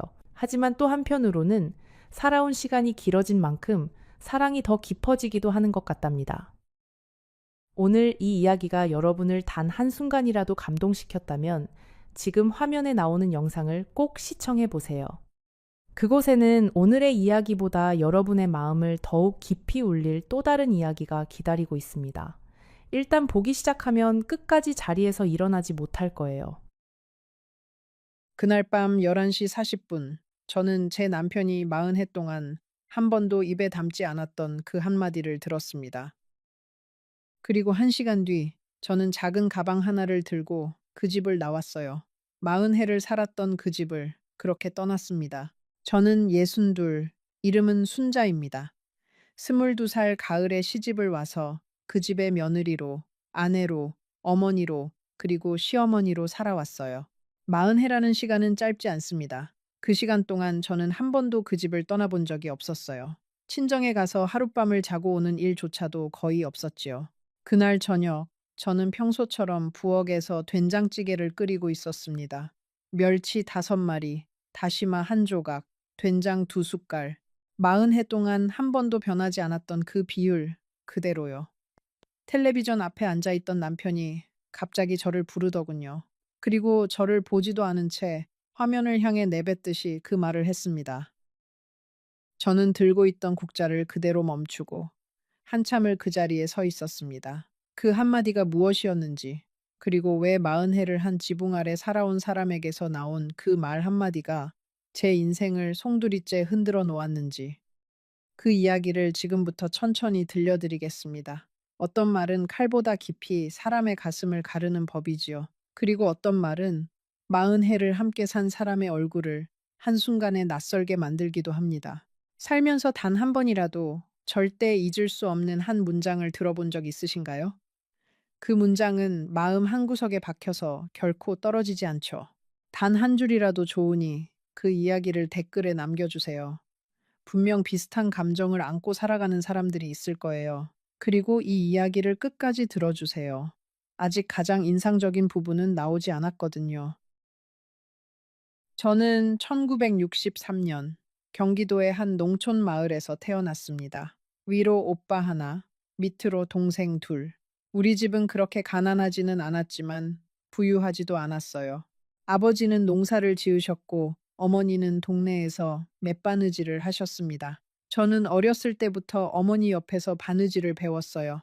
어머니는 늘 말씀하셨지요. 여자는 손이 야무져야 한다고. 그래야 어디 가서 굶지 않는다고요. 21살 되던 해봄, 옆마을에 사는 먼 친척, 아주머니 한 분이 우리 집을 찾아오셨어요. 서울에서 작은 가구 공장을 하는 집인데 큰아들 혼처를 찾고 있다는 거였지요. 키도 크고 사람이 점잖다고 하셨어요. 저는 한 번도 본 적 없는 사람과 결혼이 정해졌습니다. 그게 그 시대의 모습이었어요. 부모님이 정해주시면 그게 곧 내 인생이 되는 시대였지요. 처음 만난 날, 그이는 다방에서 저를 한번 흘끗 보더니 고개를 숙이고는 차만 마셨습니다. 말이 거의 없는 사람이었어요. 저도 부끄러워서 고개를 들지 못했지요. 그날 집에 돌아오는 길에 어머니가 제 손을 잡으셨어요. 순자야, 사람이 진중해 보인다. 너 시집 가면 고생은 안 할 거다. 어머니의 그 말씀이 제 40해의 운명을 결정했던 거예요. 결혼식 날, 시댁으로 떠나는 차 안에서 저는 처음으로 어머니의 얼굴을 마지막 볼 듯 바라봤습니다. 어머니는 차창 너머에서 손을 흔드시면서 우셨어요. 그게 저에게 어머니의 마지막 모습이 될 줄은 그때는 정말 몰랐지요. 어머니는 제가 시집 간 지 3년 만에 갑자기 쓰러지셨고, 저는 첫째를 임신한 만삭의 몸으로 친정에 갈 수도 없었습니다. 서울로 올라온 그 첫날부터 저는 며느리였어요. 시아버지는 무뚝뚝한 분, 시어머니는 깐깐한 분, 시동생 둘에 시누이 하나, 작은 한옥에 7식구가 함께 살았습니다. 새벽 5시 반에 일어나서 아침을 짓고 시아버지의 와이셔츠를 다리고 시동생들의 도시락을 싸고 시누이의 머리를 빗겨주고 그게 제 하루의 시작이었어요. 남편은 새벽에 공장으로 나가서 밤 10시가 되어야 들어왔어요. 처음 1년 동안 저는 남편의 얼굴을 제대로 본 시간이 합쳐도 며칠 되지 않았던 것 같아요.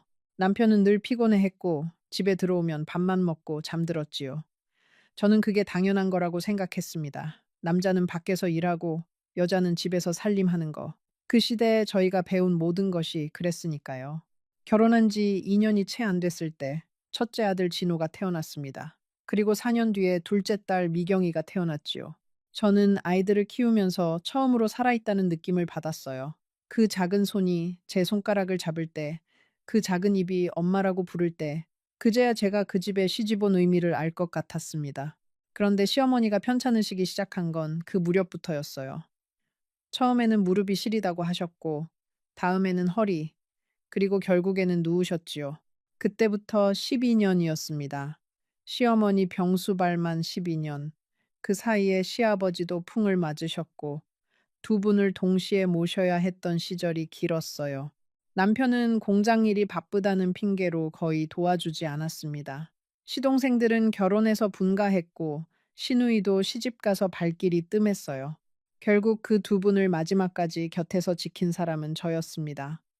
시어머니가 가시던 날, 저는 그 손을 잡고 있었어요. 시어머니는 가쁜 숨 사이로 저에게 한마디를 남기셨어요. 순자야, 너만은 안다. 그게 그분이 마지막에 저에게 하신 말씀이었습니다. 장례를 다 치르고 나서 남편이 저에게 한 말은 단 한마디였어요. 수고했다. 그게 다였지요. 저는 그래도 괜찮다고 생각했습니다. 우리 시대 남자들은 다 그렇게 표현하니까요. 마음 깊이는 고마워하고 있을 거라고 저 스스로 그렇게 다독였어요. 그런데 지금 와서 돌이켜보면 그건 제가 저에게 한 거짓말이었는지도 모르겠습니다. 아이들은 잘 자라줬어요.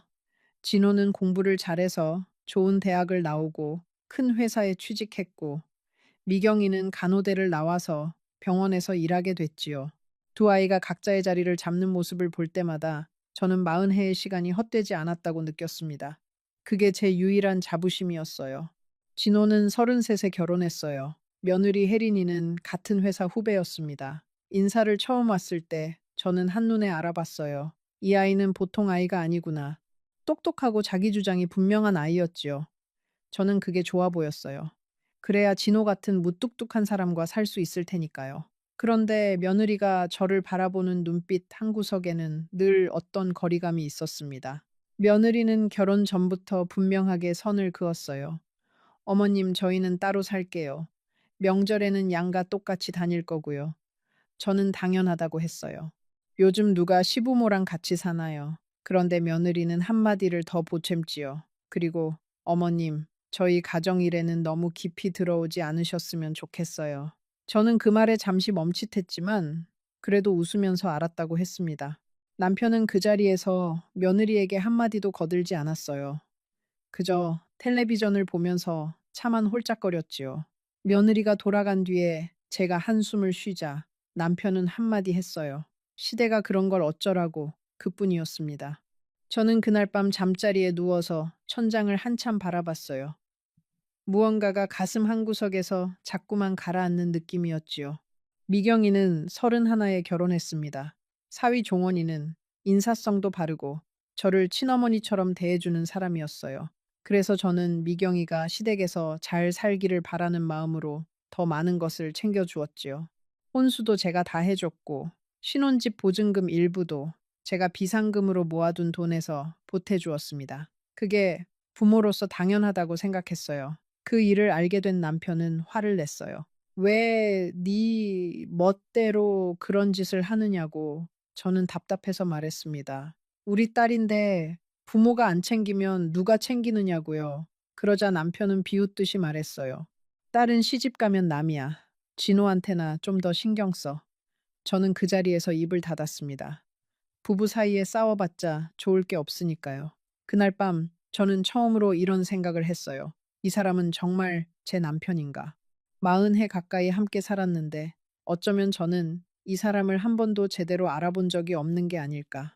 그런데 그 생각은 너무 무서워서 저는 그것을 마음 깊은 곳에 다시 묻어두었지요.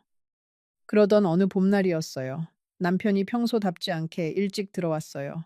그이는 저녁상 앞에서 한참을 가만히 앉아 있다가 갑자기 말을 꺼냈습니다. 임자, 나 공장 정리하려고. 저는 깜짝 놀랐지요. 갑자기요. 그이는 고개를 저으면서 말했어요. 이제 나이도 들었고 몸도 예전 같지 않아. 좀 쉬고 싶어. 저는 고개를 끄덕였습니다. 그동안 정말 고생 많이 하셨으니까요. 공장을 정리하면 우리 둘이 여행도 다니고 그동안 못했던 일들을 좀 해보자고 생각했지요. 마음 한편에서는 설레기까지 했어요. 40해를 일만 한 사람과 40해를 살림만 한 저. 우리에게도 늦었지만 황혼의 시간이 오겠구나 싶었거든요. 공장을 정리하던 2달 동안 저는 매일 저녁 그이와 마주 앉아 차를 한 잔씩 마셨어요. 그게 40해 만에 처음 있는 일이었지요. 그이는 공장 손님들 이야기를 들려주었고, 저는 동네 아주머니들 사이에서 들은 이야기를 들려주었어요. 그 짧은 시간이 저에게는 정말 따뜻했습니다. 어쩌면 우리도 늦었지만 다정한 부부가 될 수 있겠구나. 그런 희망을 품기도 했지요. 공장을 완전히 닫던 마지막 날, 저는 그 일을 위해서 새 외투 한 벌을 사다 놓았어요. 짙은 남색 외투였지요. 그이는 그 외투를 입고 거울 앞에 한참을 서 있다가 저에게 말했어요. 임자, 고마워. 저는 그 한마디에 가슴이 뜨거워졌습니다. 40해 동안 그이의 입에서 들어본 적 없던 말이었거든요. 그런데 그게 시작이었어요. 그이가 공장을 닫고 집에서 지내기 시작한 그 다음 날부터 저희 두 사람은 하루 종일 같은 공간에 있게 됐지요. 그러면서 저는 깨달았습니다. 40해를 함께 살았다고 해서 그 사람을 다 안다고 생각했던 게 얼마나 큰 착각이었는지를요. 그이는 집에 머무는 시간이 길어질수록 점점 더 짜증을 냈어요. 텔레비전 소리가 시끄럽다. 반찬이 짜다. 청소가 부족하다. 빨래에서 냄새가 난다. 40해 동안 한 번도 들어본 적 없던 잔소리가 매일같이 쏟아졌습니다. 저는 처음에는 참았어요. 일을 그만두고 적응 중이라서 예민해진 거라고 이해하려고 했지요. 그런데 그게 2달이 지나고 석 달이 지나도 나아지지 않았어요. 오히려 더 심해졌지요. 어느 날부터 저는 그이의 발소리만 들려도 가슴이 두근거리기 시작했습니다. 또 무슨 트집을 잡을까? 또 어떤 말이 날아올까?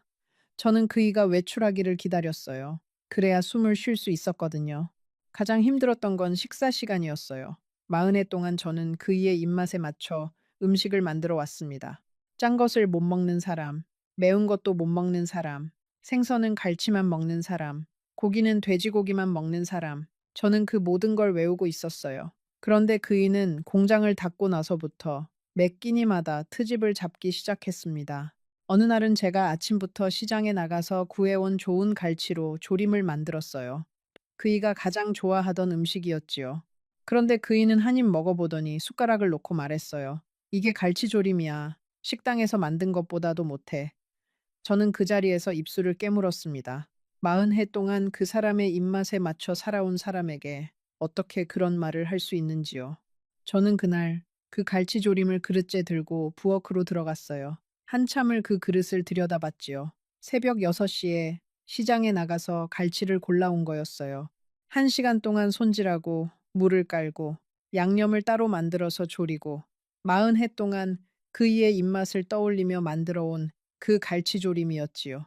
그런데 그 한마디로 그 40해가 모조리 부정당하는 느낌이었어요. 저는 결국 그 조림을 다 버렸습니다. 음식을 버린 적이 거의 없었던 제가 그날 처음으로 음식을 쓰레기통에 부어 넣었지요.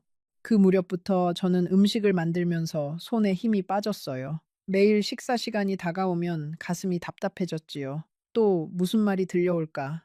저는 양념을 넣다가도 손이 떨렸습니다. 결국 반찬을 만들다가 부엌 한쪽에 주저앉아 한참을 멍하니 있는 날이 늘어났어요. 그러다가 시계를 보고 다시 일어나서 마저 만들었지요. 그 부엌이 저에게는 40해 동안의 작은 전쟁터 같았어요. 그리고 공장이 닫힌 뒤로는 그 전쟁이 더 치열해진 거였습니다. 그러던 어느 날 친정 동생에게서 전화가 왔어요. 막내 남동생의 딸, 그러니까 제 조카가 결혼한다는 소식이었지요. 저는 너무 기뻐서 남편에게 말했습니다.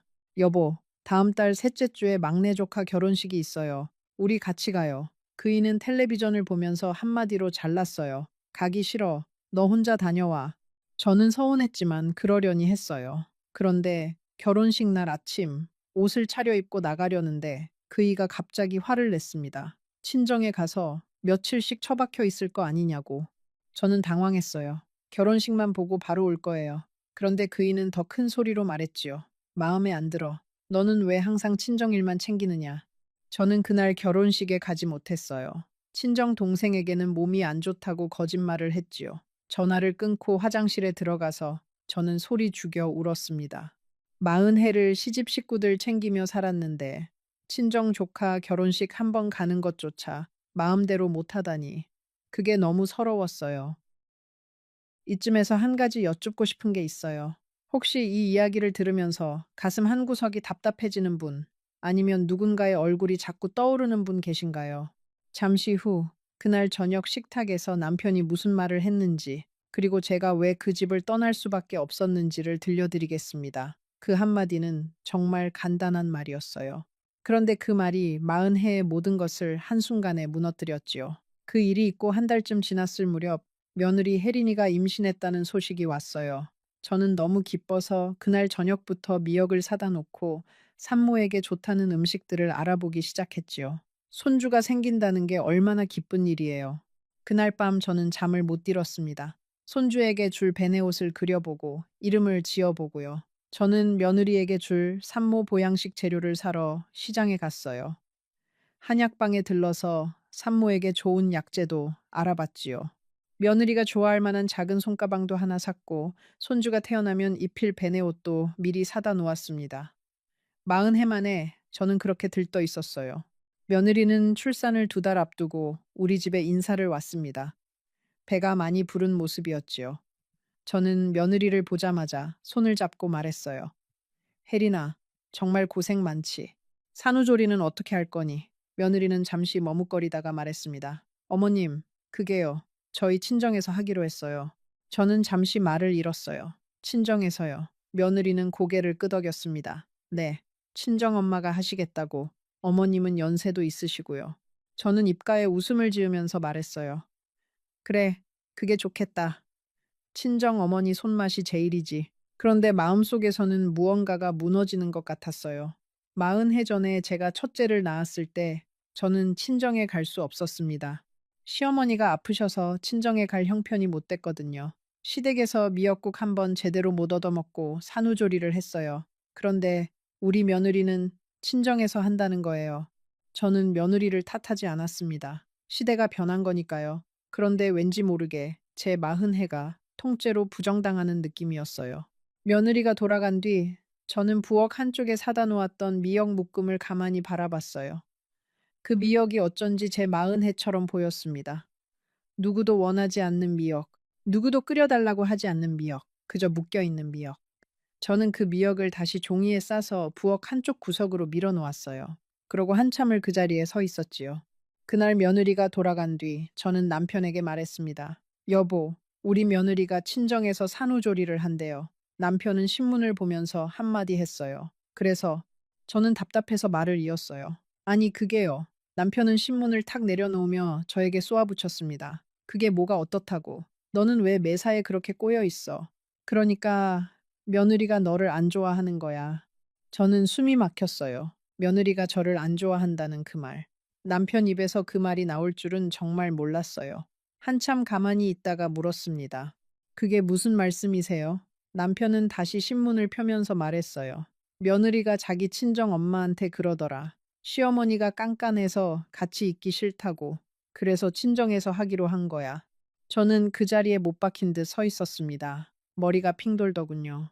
그러니까 그 말은 며느리가 친정 어머니에게 저에 대해 그런 말을 했다는 거고, 그걸 친정 어머니가 자기 사돈에게 전했다는 거고, 남편은 그걸 알면서도 저에게 한마디 안 해줬다는 뜻이잖아요. 저는 그날 저녁을 차리지 않았어요. 부엌에 앉아서 40해 동안 닦아온 그 부엌의 타일을 가만히 바라봤지요. 어디서부터 잘못된 걸까? 저는 무얼 그렇게 잘못한 걸까? 며느리에게 깐깐했던 적이 있었나? 한 번도 큰 소리 낸 적 없었는데, 한 번도 시집살이 시킨 적 없었는데요. 곰곰이 생각해보니 며느리가 처음 인사 온 날부터 지금까지 우리 사이의 모든 장면이 머릿속에 차례로 떠올랐어요. 명절에 음식 만드는 것을 도와달라고 한 번도 부른 적이 없었지요. 김장도 제가 혼자 다 했어요. 며느리가 우리 집에 와서 한 번이라도 부엌에 들어와 같이 일한 적이 있었나 곰곰이 헤아려 봤지요. 단 한 번도 없었습니다. 그런데도 며느리는 제가 깐깐하다고 했어요. 도대체 어떤 부분이 깐깐했다는 건지 저는 알 수가 없었지요. 그런데 그것보다 더 가슴이 아팠던 건 남편의 태도였어요. 그 사람은 자기 며느리가 자기 아내에 대해 그런 말을 하고 다닌다는 사실을 알면서도 며느리 편을 들었다는 거예요. 40해를 함께 산 아내보다 며느리의 친정 어머니의 말을 더 믿었다는 거지요. 그날 이후로 저는 말수가 줄었어요. 남편과 마주 앉아도 딱히 할 말이 없었지요. 우리 두 사람 사이에는 이미 보이지 않는 벽이 생겨 있었습니다. 남편은 그걸 못 느꼈는지 아니면 못 느낀 척 하는 건지 평소처럼 텔레비전을 보고 신문을 읽고 잔소리를 했어요. 저는 그 무렵부터 동네 노인정에 자주 갔어요. 거기 가면 또래 친구들이 있었거든요. 정희 언니, 영순이, 그리고 말숙이. 우리는 화투도 치고 차도 마시고 가끔은 같이 시장에도 갔지요. 거기서 다른 할머니들의 이야기를 들으면서 저는 처음으로 깨달았어요. 저만 이렇게 사는 게 아니구나. 다들 비슷한 마음의 짐을 안고 살고 있구나. 정희 언니는 작년에 황혼 이혼을 했어요. 46해를 함께 산 남편과 갈라섰지요. 처음에는 다들 말렸어요. 그 나이에 무슨 이혼이냐고요. 그런데 정희 언니는 단호했습니다. 더 이상 못 살겠다고. 자식들도 다 컸고 이제 자기 인생을 살고 싶다고요. 저는 그 언니를 보면서 속으로 생각했지요. 나는 그렇게 못한다. 나는 못 떠난다. 그런데 어쩐지 정희 언니가 부러웠어요. 그 언니는 작은 아파트 하나를 얻어서 혼자 살고 있었지요.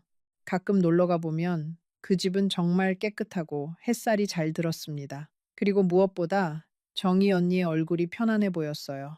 46해 만에 처음으로요. 정희 언니의 작은 아파트에는 화분이 많았어요.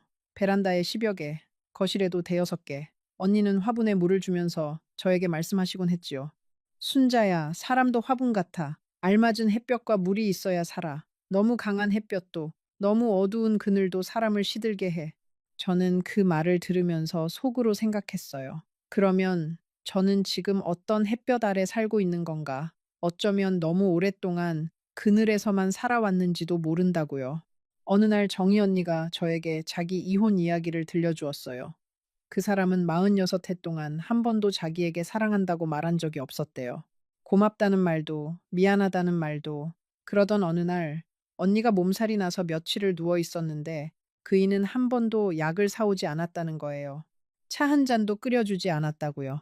그저 평소처럼 텔레비전을 보고 신문을 읽고 그날 밤 언니는 천장을 바라보면서 결심했대요. 이 사람과는 더 이상 살 수 없다고. 사람이 사람으로 보이지 않는 자리에서는 더 이상 살 수 없다고요. 저는 그 이야기를 들으면서 가슴 한구석이 쿵 하고 내려앉는 걸 느꼈어요. 마치 제 이야기 같았거든요. 영순이는 남편이 작년에 세상을 떠났어요. 영순이는 늘 말했습니다. 살아있을 때는 그렇게 미웠는데 막상 가고 나니까 빈자리가 너무 크다고요. 그래서 영순이는 이혼한 정희 언니를 붙들고 늘 말했어요. 언니, 그래도 옆에 있을 때 잘하지 그랬어. 정희 언니는 웃으면서 대답했지요. 영순아, 사람마다 사정이 다른 거야. 너는 너고 나는 나야. 영순이는 또 저에게도 종종 말했어요. 순자야, 너는 그래도 영석 씨가 있어서 다행이야. 나처럼 혼자 되면 정말 외로워. 저녁에 텔레비전을 같이 봐줄 사람도 없고, 아침에 같이 밥 먹을 사람도 없고, 저는 그 말을 들을 때마다 묘한 기분이 들었습니다. 영순이는 빈자리가 외로운 거고, 저는 차 있는 자리가 답답한 거였거든요. 말숙이는 저보다 2살이 많았어요. 말숙이는 결혼한 지 40년이 넘었지만 남편과 사이가 정말 좋았지요. 그 부부는 매일 아침 같이 산책을 했고, 주말에는 같이 등산도 다녔어요. 말숙이가 그 이야기를 할 때마다 저는 부럽기도 하고 한편으로는 가슴이 아팠어요. 우리 부부는 40해 동안 같이 산책 한 번, 같이 등산 한 번을 못 갔거든요. 늘 그이는 공장에 있었고 저는 집에 있었지요. 함께 무언가를 한 시간이라는 게 거의 없었습니다. 저는 그들의 이야기를 들으면서 마음이 점점 더 복잡해지는 걸 느꼈어요. 떠날 수도 없고 그렇다고 이대로 살 수도 없는 마음. 40해를 한 집에서 살았는데 이제 와서 어디로 가겠어요. 갈 곳도 없고 모은 돈도 변변치 않고 그런데 마음 한구석에서는 자꾸만 그런 생각이 드는 거예요. 이대로 죽을 때까지 이렇게 살아야 하는 걸까? 그러던 어느 날 노인정에서 말숙이가 저에게 슬쩍 물었습니다. 순자야, 너 요즘 영석 씨하고 어떻게 지내? 저는 잠시 머뭇거리다가 말했어요. 그냥 뭐 똑같지. 말숙이는 한참 저를 쳐다보다가 말했지요. 순자야, 너 얼굴이 너무 어둡다. 무슨 일 있는 거 아니야? 저는 고개를 저었어요. 아니야, 별일 없어. 그런데 그날 밤 저는 거울 앞에 서서 제 얼굴을 가만히 들여다봤어요. 말숙이 말이 맞았어요. 제 얼굴이 너무 어두웠습니다. 눈빛에 생기가 없고 입꼬리는 처져 있고 40해 전 시집 오던 날 거울 속에 비치던 그 22살의 새색시는 어디로 간 걸까? 저는 그 자리에 한참을 서 있었어요. 거울 속의 그 얼굴을 보면서 저는 처음으로 저 자신에게 말을 걸어봤어요. 순자야, 너 괜찮니? 그런데 거울 속에 저는 대답을 못하더군요. 그저 눈물만 한 줄기 흘리고 있었어요. 저는 그 자리에 주저앉았습니다. 40해 동안 잊고 있었던 저 자신이 그제야 저에게 말을 걸어오고 있었어요. 순자야, 나도 좀 살자. 나도 좀 숨 좀 쉬자. 그 목소리가 너무 작아서 그동안은 들리지도 않았던 거예요. 그날 밤 저는 화장대 서랍을 열어서 오래된 립스틱을 꺼내봤어요. 결혼 전에 친구가 선물해 준 거였지요. 40해 동안 거의 쓰지 않아서 거의 새 것 같았어요. 저는 그 립스틱을 천천히 입술에 발라봤습니다. 거울 속에는 한층 환해진 얼굴이 비쳤어요. 그 모습을 한참 들여다봤지요. 어쩌면 이게 원래의 나일지도 모른다는 생각이 들었어요. 40해 동안 색을 잃고 살았던 한 사람이 그날 밤 작은 색 하나를 되찾은 것 같았지요. 저는 그 립스틱을 다시 서랍에 넣어 두었어요. 다음에 다시 꺼낼 날을 기다리면서요. 그 무렵 손주가 태어났습니다. 며느리는 친정에서 산후조리를 했고 저는 손주가 태어난 지 일주일 만에야 처음 만나러 갈 수 있었어요. 며느리의 친정에 가서 며느리의 친정 어머니께 인사를 드리고 손주를 잠깐 안아봤지요. 손주는 정말 예뻤어요. 작은 손가락, 작은 발가락. 저는 그 작은 생명을 안고서 40해 만에 처음으로 가슴이 따뜻해지는 걸 느꼈어요. 그런데 며느리는 제가 손주를 오래 안고 있는 걸 불편해했어요. 어머님, 아기 자야 해서요.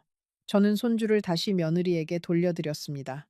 그리고 그 집을 나서면서 저는 알았어요. 이제 저는 이 손주를 자주 못 만나겠구나. 며느리는 저를 자기 아이의 할머니로 인정하고 싶어 하지 않는구나. 집으로 돌아오는 버스 안에서 저는 창밖을 바라보면서 한참을 앉아 있었어요. 손주의 얼굴이 자꾸 떠올랐지요. 그 작은 얼굴, 그 작은 손. 그런데 저는 그 손주의 할머니로 인정받지 못한다는 사실이 너무 마음 아팠어요. 40해 동안 시어머니로 살아온 제가 정작 친손주의 할머니로는 환영받지 못한다는 게요.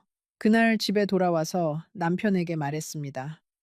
여보, 손주가 정말 예뻐요. 그런데 며느리가 저를 좀 어려워하는 것 같아요.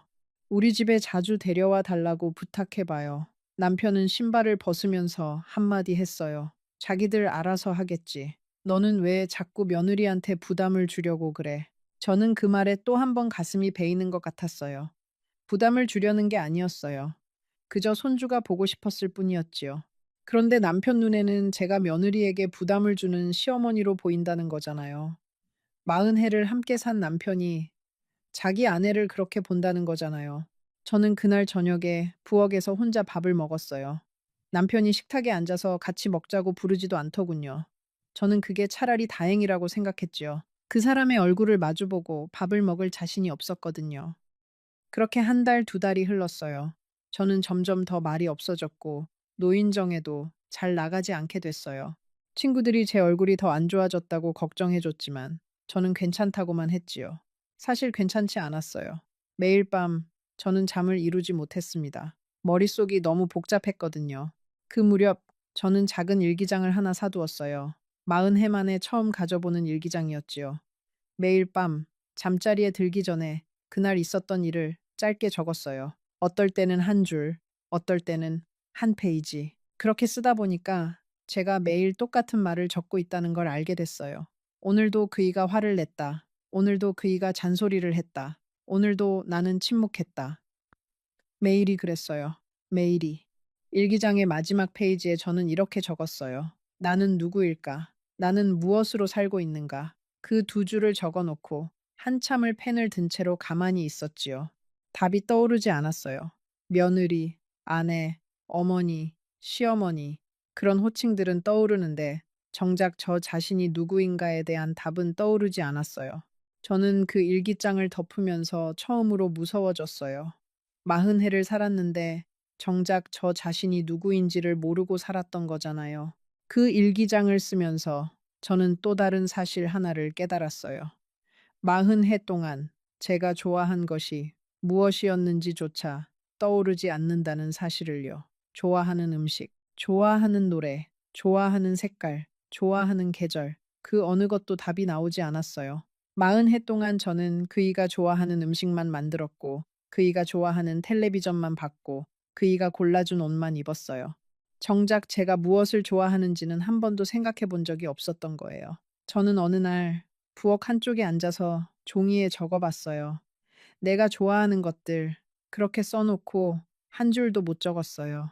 한참을 펜을 들고 있다가 가까스로 한 줄을 썼지요.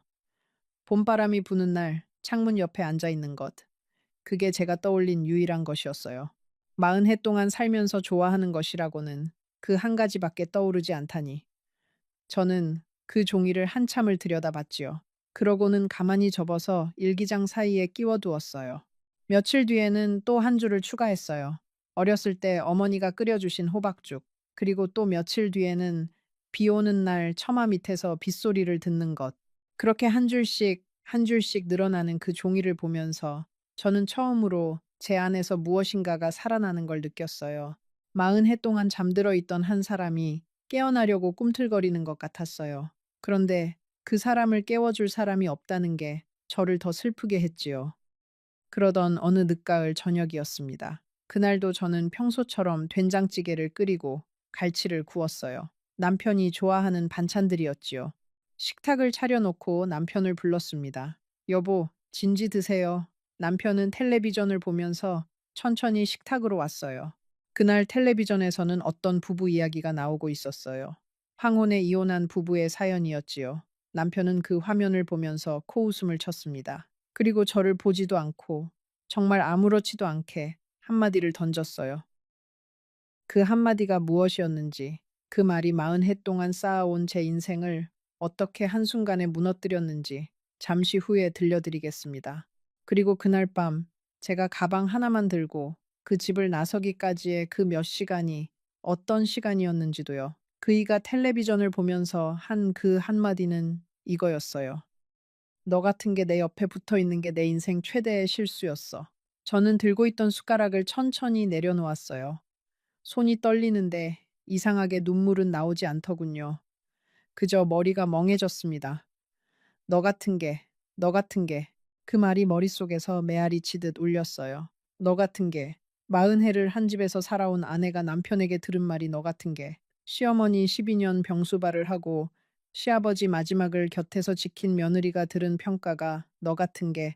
두 아이를 키워서 시집 장가 다 보낸 어머니가 그 아이들의 아버지에게서 들은 평가가 너 같은 게. 저는 그 자리에서 일어났어요. 남편은 저를 한번 흘끗 보고는 다시 텔레비전으로 시선을 돌렸지요. 마치 아무 일도 없었다는 듯이. 마치 자기가 한 그 말이 그저 지나가는 말이었던 것처럼. 저는 부엌으로 갔어요. 차려놓은 식탁은 그대로 둔 채 부엌 한쪽에 앉았지요. 그리고 한참을 가만히 있었어요.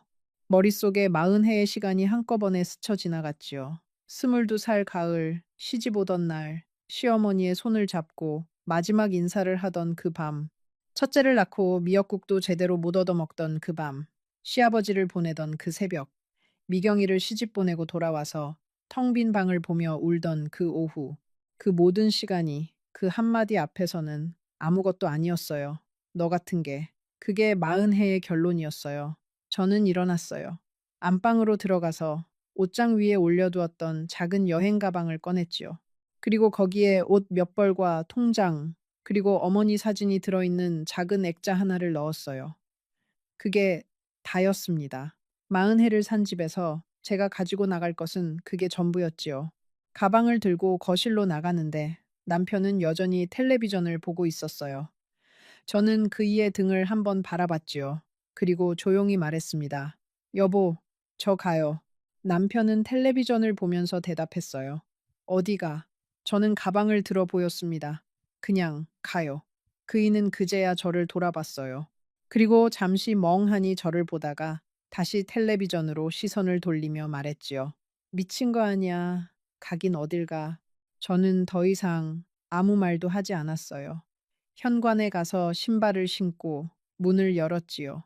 등 뒤에서 남편이 뭐라고 소리치는 것 같았지만 저는 듣지 않았어요. 40해를 같이 산 집의 현관문을 저는 그렇게 닫았습니다. 밖은 이미 어두워져 있었어요. 늦가을이었지요. 바람이 차가웠습니다. 저는 가방을 들고 골목길을 걸어 나왔어요. 어디로 가야 할지 몰랐지요. 친정 어머니는 이미 오래전에 가셨고 아버지도 10년 전에 가셨어요. 친정 오빠와 동생들은 다들 자기 가정이 있고요. 저는 갈 곳이 없었습니다. 큰 길까지 걸어 나와서 한 모퉁이에 멈춰 섰어요. 그리고 한참을 그 자리에 서 있었지요. 머릿속이 텅 비어 있었어요. 어디로 가야 하는지, 무엇을 해야 하는지 아무것도 떠오르지 않았어요. 그때 정희 언니가 떠올랐어요. 황혼 이혼을 한 그 언니, 작은 아파트에 혼자 사는 그 언니. 저는 가방에서 휴대전화를 꺼내서 정희 언니에게 전화를 걸었어요. 신호음이 두어 번 가다가 정희 언니가 받았지요. 여보세요, 순자야. 무슨 일이야, 이 시간에. 저는 한참을 말을 못했어요. 그러다가 가까스로 입을 뗐지요. 언니, 저 갈 곳이 없어요. 정희 언니는 잠시 침묵하다가 말했어요. 순자야, 어디야? 내가 갈게. 정희 언니는 정말로 그 시간에 택시를 잡고 와주었어요. 제가 서 있던 골목 모퉁이에 도착해서 언니는 차에서 내리자마자 저를 꼭 안아주었습니다. 아무것도 묻지 않고요. 그저 제 등을 토닥여 주었지요. 저는 그 품에 안겨서 40해 동안 한 번도 받아보지 못한 그 위로에 그만 무릎이 꺾일 뻔했어요. 누군가 저를 그저 안아주는 것, 그게 그렇게 큰 일인 줄 몰랐어요. 그날 밤 저는 정희 언니의 집에서 잤어요. 정희 언니는 아무것도 묻지 않았지요. 그저 따뜻한 차 한 잔을 끓여주고 작은 방 하나를 내어주었어요. 저는 그 방에 누워서 그날 밤 처음으로 펑펑 울었지요. 40회를 참아온 눈물이 그날 밤에 다 쏟아졌습니다. 다음 날 아침 정희 언니는 미역국을 끓여주었어요. 그리고 식탁에 마주 앉아서 저에게 물었지요. 순자야, 무슨 일이 있었던 거야? 저는 그제야 어제 저녁의 일을 이야기했어요. 남편이 한 그 한마디. 너 같은 게 내 옆에 붙어 있는 게 내 인생 최대의 실수였어. 정희 언니는 한참을 듣다가 그릇을 내려놓고 제 손을 잡았어요. 순자야, 너 잘 나왔다. 저는 고개를 들었지요. 정희 언니는 제 눈을 보면서 말했어요. 그런 말 들으면서까지 그 집에 살 필요 없어. 너는 너 자신을 위해서 살아도 돼. 40회 동안 충분히 살았어. 이제는 너를 위해서 살아. 저는 그 말을 듣고 또 울었어요. 그런데 그 눈물은 어제 밤의 눈물과는 달랐지요. 어제는 슬픔의 눈물이었다면 그날 아침은 다른 무엇인가의 눈물이었어요. 어쩌면 안도의 눈물이었는지도 몰라요. 그날 오후 저는 진호에게 전화를 걸었어요. 아들에게 이야기를 해야 했으니까요. 진호는 처음에는 깜짝 놀랐습니다. 어머니, 무슨 말씀이세요? 갑자기 집을 나오셨다고요. 저는 차분하게 말했어요. 진호야, 엄마는 더 이상 그 집에 못 살겠어. 네 아버지하고는 더 이상 같이 살 수 없어. 진호는 한참을 침묵하다가 말했어요. 어머니, 일단 제가 가서 말씀드릴게요. 너무 갑자기 결정하지 마세요. 저는 고개를 저었지요. 진호야, 갑자기 결정한 거 아니야. 엄마는 오랫동안 생각해 왔어. 그저 마지막 한마디가 그 결정을 굳혀준 것 뿐이야. 진호는 그날 저녁에 정희 언니 집으로 찾아왔어요. 그리고 저에게 이렇게 말했지요. 어머니, 죄송해요. 제가 그동안 너무 무심했어요. 어머니가 그 집에서 어떻게 사셨는지 잘 알지도 못하면서 저는 아들의 손을 잡았어요. 진호야, 네 잘못이 아니야. 엄마가 너희한테 한 번도 말하지 않았으니까. 진호는 며칠 동안 며느리와 상의를 했다고 해요. 며느리는 처음에는 시어머니가 시아버지를 떠난 게 너무 갑작스럽다고 어떻게 그럴 수 있느냐고 그랬다는 거예요. 그런데 진호가 차분하게 그동안의 일들을 다 이야기했더니 며느리도 점점 말문이 막히더래요. 그러더니 며느리는 그날 밤에 진호에게 이렇게 말했다고 해요.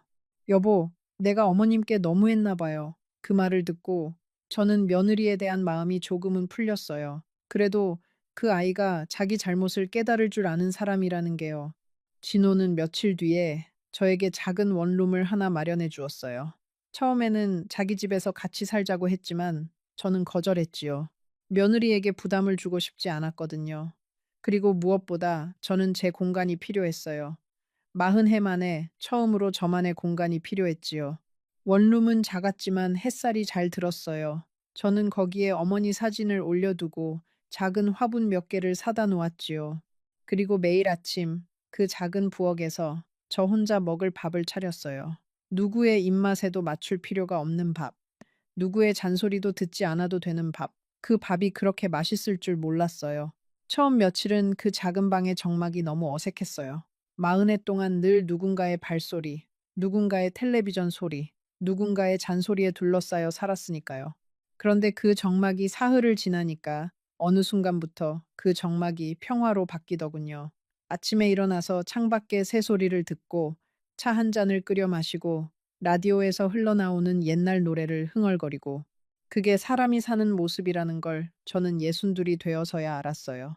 미경이는 처음에는 저를 이해하지 못했어요. 어머니, 그래도 아버지인데, 40회를 함께 사신 분인데, 저는 딸의 손을 잡고 말했지요. 미경이는 처음에는 저를 이해하지 못했어요. 미경아, 엄마도 사람이야. 엄마도 자기 인생이 있어. 40회 동안 엄마는 엄마로만, 며느리로만, 아내로만 살았어. 이제는 그냥 순자로 살고 싶어. 미경이는 한참을 울었어요. 그러더니 저를 안고 말했지요. 어머니, 죄송해요. 제가 너무 어머니의 마음을 몰랐어요. 저는 딸의 등을 토닥이면서 말했어요. 괜찮아, 미경아. 너희가 잘 사는 것만 봐도 엄마는 됐어. 남편에게서는 그 뒤로 한 번도 연락이 오지 않았어요. 진호의 말로는 그이가 처음에는 화를 많이 냈다고 해요. 그러더니 며칠 뒤에는 술을 자주 마시기 시작했고, 한 달쯤 지나서부터는 부쩍 늙어 보이더라고요. 저는 그 이야기를 듣고도 마음이 흔들리지 않았어요. 그러던 어느 날 진호에게서 전화가 왔어요. 어머니, 아버지가 입원하셨어요. 저는 잠시 숨을 멈췄지요. 어디가 아프시대? 진호는 한참을 머뭇거리다가 말했어요.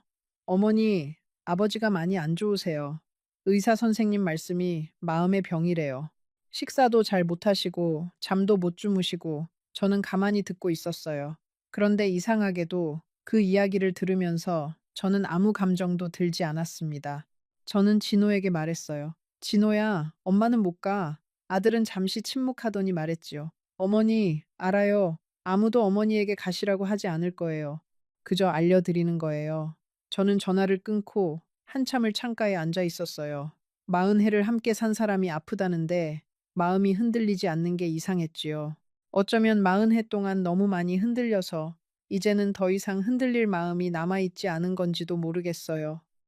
며칠 뒤 정희 언니가 우리 집에 왔어요. 차 한 잔을 마시면서 언니가 저에게 물었지요. 순자야, 후회 안 해? 저는 잠시 생각하다가 대답했어요.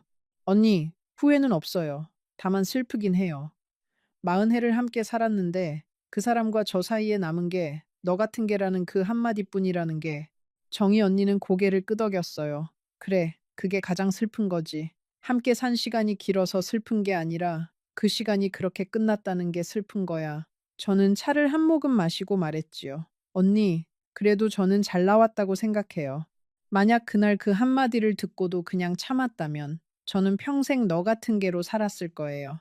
너 같은 개로 늙어가고 너 같은 개로 마지막을 맞이했을 거예요. 그건 못 견뎠을 거예요. 이쯤에서 잠시 멈춰 보겠습니다. 여러분 중에도 어쩌면 비슷한 한마디를 들어본 적이 있는 분이 계실지도 모르겠어요. 평생 잊히지 않는 한마디. 그 한마디 때문에 인생이 바뀐 분들이요. 댓글로 그 사연 한 줄 남겨주시면 저도 같이 마음을 나누고 싶어요. 그리고 이런 이야기가 더 듣고 싶으시다면 구독 버튼 한번 눌러주시면 정말 감사하겠습니다. 남편이 입원했다는 소식을 들은 지 2달쯤 지났을 무렵이었어요. 진호에게서 또 전화가 왔어요. 어머니, 아버지가 한 번만 어머니를 보고 싶다고 하세요. 저는 한참을 침묵했어요. 그러다가 천천히 말했지요. 진호야, 엄마 한 번 갈게. 병실에 들어섰을 때 저는 그 사람을 바로 알아보지 못했어요. 2달 사이에 그렇게 늙으셨더군요. 머리는 하얗게 샜고 얼굴은 살이 쪽 빠지고 눈은 맹하니 40해를 함께 산 그 남자가 맞나 싶을 정도였어요. 그이는 저를 보더니 잠시 멍하니 있다가 천천히 입을 열었어요. 임자, 미안해. 저는 침대 옆 의자에 앉으면서 말했지요. 무슨 말씀이에요? 그이는 천장을 보면서 말했어요. 그날 그 말. 그 말 하지 말았어야 했는데. 미안해. 정말 미안해. 미안해. 저는 한참을 그이를 바라봤어요. 그리고 천천히 말했지요. 여보, 그 한마디가 문제였던 게 아니에요. 그 한마디가 마지막 한 방울이었을 뿐이지요. 그동안 쌓이고 쌓인 것들이 그 한마디로 터진 거예요. 그이는 눈을 감았어요. 눈가에 물기가 맺히더군요. 그이는 한참을 말없이 누워 있다가 다시 입을 열었어요. 임자, 나도 사실은 그동안 행복하지 않았어. 공장을 그만두고 집에 있으면서 내가 40해 동안 무엇을 위해 살았는지 모르겠더라고. 그게 너무 답답해서 그 답답함을 자네한테 풀었던 것 같아. 미안해. 정말 미안해. 저는 그 말을 들으면서 처음으로 그이가 가여워 보였어요. 그이도 사실은 자기 인생이 무엇이었는지 몰랐던 거예요. 40해 동안 일만 한 사람이 그 일이 끝나니까 자기가 누구인지를 잃어버린 거지요. 저는 그 사람의 손을 잠시 잡았어요. 40해를 함께 산 그 손, 거칠고 주름진 그 손. 저는 그 손을 잡고 말했어요. 여보, 우리 이제 각자의 인생을 살아요. 저도 늦었지만 제 인생을 살아보고 싶어요. 당신도 부디 남은 시간을 잘 보내세요. 그이는 고개를 끄덕였어요. 말은 못하고 그저 고개만 끄덕였지요. 병실을 나오면서 저는 마지막으로 그이를 한번 돌아봤어요. 그이는 베개에 머리를 묶고 있었지요. 저는 문을 닫았어요. 그게 그이를 본 마지막이었습니다. 그 뒤로 저는 다시 정희 언니와 자주 만났어요. 우리는 가끔 같이 여행도 다니고 시장에도 가고 노래교실에도 다녔지요. 저는 거기서 처음으로 노래를 배웠어요. 40해 동안 한 번도 노래방에 가본 적이 없었거든요. 처음에는 마이크를 잡는 것도 부끄러웠는데 차츰 익숙해졌어요. 제 목소리로 노래를 부른다는 게 그렇게 즐거운 일인 줄 몰랐지요. 손주는 가끔 만났어요. 며느리는 처음에는 어색해했지만 시간이 지나면서 조금씩 마음을 열었지요. 손주가 할머니 하면서 저에게 안기는 그 순간이 저에게는 가장 행복한 시간이었어요. 40해를 며느리로 아내로 살면서 누리지 못했던 그 작은 행복이 이제야 저에게 찾아온 것 같았어요. 미경이도 가끔 와서 같이 밥을 먹었어요. 사위 종원이도 자주 들렀고요. 두 사람은 저를 보면서 늘 말했지요. 어머니, 얼굴이 정말 좋아지셨어요. 저는 웃으면서 대답했어요. 그래, 엄마가 이제야 사람답게 사는 것 같다. 그리고 또 어느 가을, 그러니까 제가 그 집을 나선 지 1년이 막 지났을 무렵이었어요. 진호에게서 전화가 왔지요. 어머니 아버지가 가셨어요. 저는 한참을 침묵했어요. 그리고 천천히 말했지요. 그래, 진호야, 알았다. 내일은 장례식장에서 저는 며느리석에 앉지 않았어요. 그저 한쪽 구석에서 조용히 그 일을 보내드렸지요. 40해를 함께 산 사람을 그렇게 보냈습니다. 슬프지 않다고 하면 거짓말이겠지요. 그런데 그 슬픔은 아내로서의 슬픔이라기보다는 한 사람을 알았던 사람으로서의 슬픔이었어요. 장례식이 끝난 뒤 진호는 저에게 말했어요. 어머니, 그래도 와주셔서 감사해요. 아버지도 마지막에 어머니를 한번 보고 가실 수 있어서 다행이었어요. 저는 아들의 어깨를 토닥였지요. 진호야, 엄마는 후회 없다. 그날 가서 그이의 손을 한번 잡아줬으니까. 엄마는 그걸로 됐어. 여러분, 40해를 함께 산 부부가 헤어진다는 게 결코 쉬운 일이 아니에요. 그런데 어떨 때는 그 결정이 자기 자신을 살리는 결정이 되기도 합니다. 평생 누군가의 며느리로, 누군가의 아내로, 누군가의 어머니로만 살아온 사람이 마지막에는 자기 자신으로 살아보는 시간이 필요하니까요. 저는 지금 63이에요. 그 집을 나선 지 1년이 조금 넘었지요. 작은 원룸에 살면서 화분에 물을 주고 노래 교실에 다니고 가끔 친구들과 여행을 다녀요. 손주를 보러 가기도 하고 미경이네 집에 가서 며칠씩 머물기도 하지요. 그리고 매일 밤 잠자리에 들기 전에 어머니 사진을 한번 보면서 말씀드려요. 어머니, 저 잘 살고 있어요. 늦었지만 이제야 제 인생을 살고 있어요. 40해 동안 한 번도 듣지 못했던 그 말. 어머니 수고했어. 어머니가 살아계셨다면 해주셨을 그 말. 저는 이제 매일 밤 거울 앞에 서서 저 자신에게 그 말을 해주고 있어요. 순자야, 수고했어. 정말 수고 많이 했어. 이제는 너를 위해서 살아도 돼. 여러분, 혹시 지금 이 이야기를 들으면서 마음이 흔들리는 분이 계신가요? 떠나야 할지, 머물러야 할지 고민하시는 분이 계신가요? 저는 그 누구에게도 떠나라고도 머물러라고도 하지 않을 거예요. 사람마다 사정이 다르고 인생이 다르니까요. 다만 한 가지만 말씀드리고 싶어요. 자기 자신을 너무 미워하지 마세요. 자기 자신을 너 같은 개라고 생각하지 마세요. 우리는 모두 누군가의 너 같은 개가 아니라 그저 우리 자신이니까요. 그리고 마지막으로 한 가지 더 부탁드리고 싶어요. 혹시 옆에 함께 사는 사람이 있다면 오늘 한 번만이라도 따뜻한 한마디를 해주세요. 수고했어, 고마워, 사랑해. 그 한마디가 어쩌면 그 사람의 40해를 살리는 한마디가 될지도 모르니까요. 이 이야기가 여러분의 마음에 닿았다면 구독 버튼을 눌러주시는 것이 저에게 큰 힘이 됩니다. 그리고 지금 화면에 나타나는 이야기도 놓치지 마세요. 오늘보다 더 깊은 감동을 드릴 거라고 확신합니다. 지금 바로 클릭하세요. 순자 할머니가 다음 이야기에서 다시 여러분을 기다리고 있을 거예요.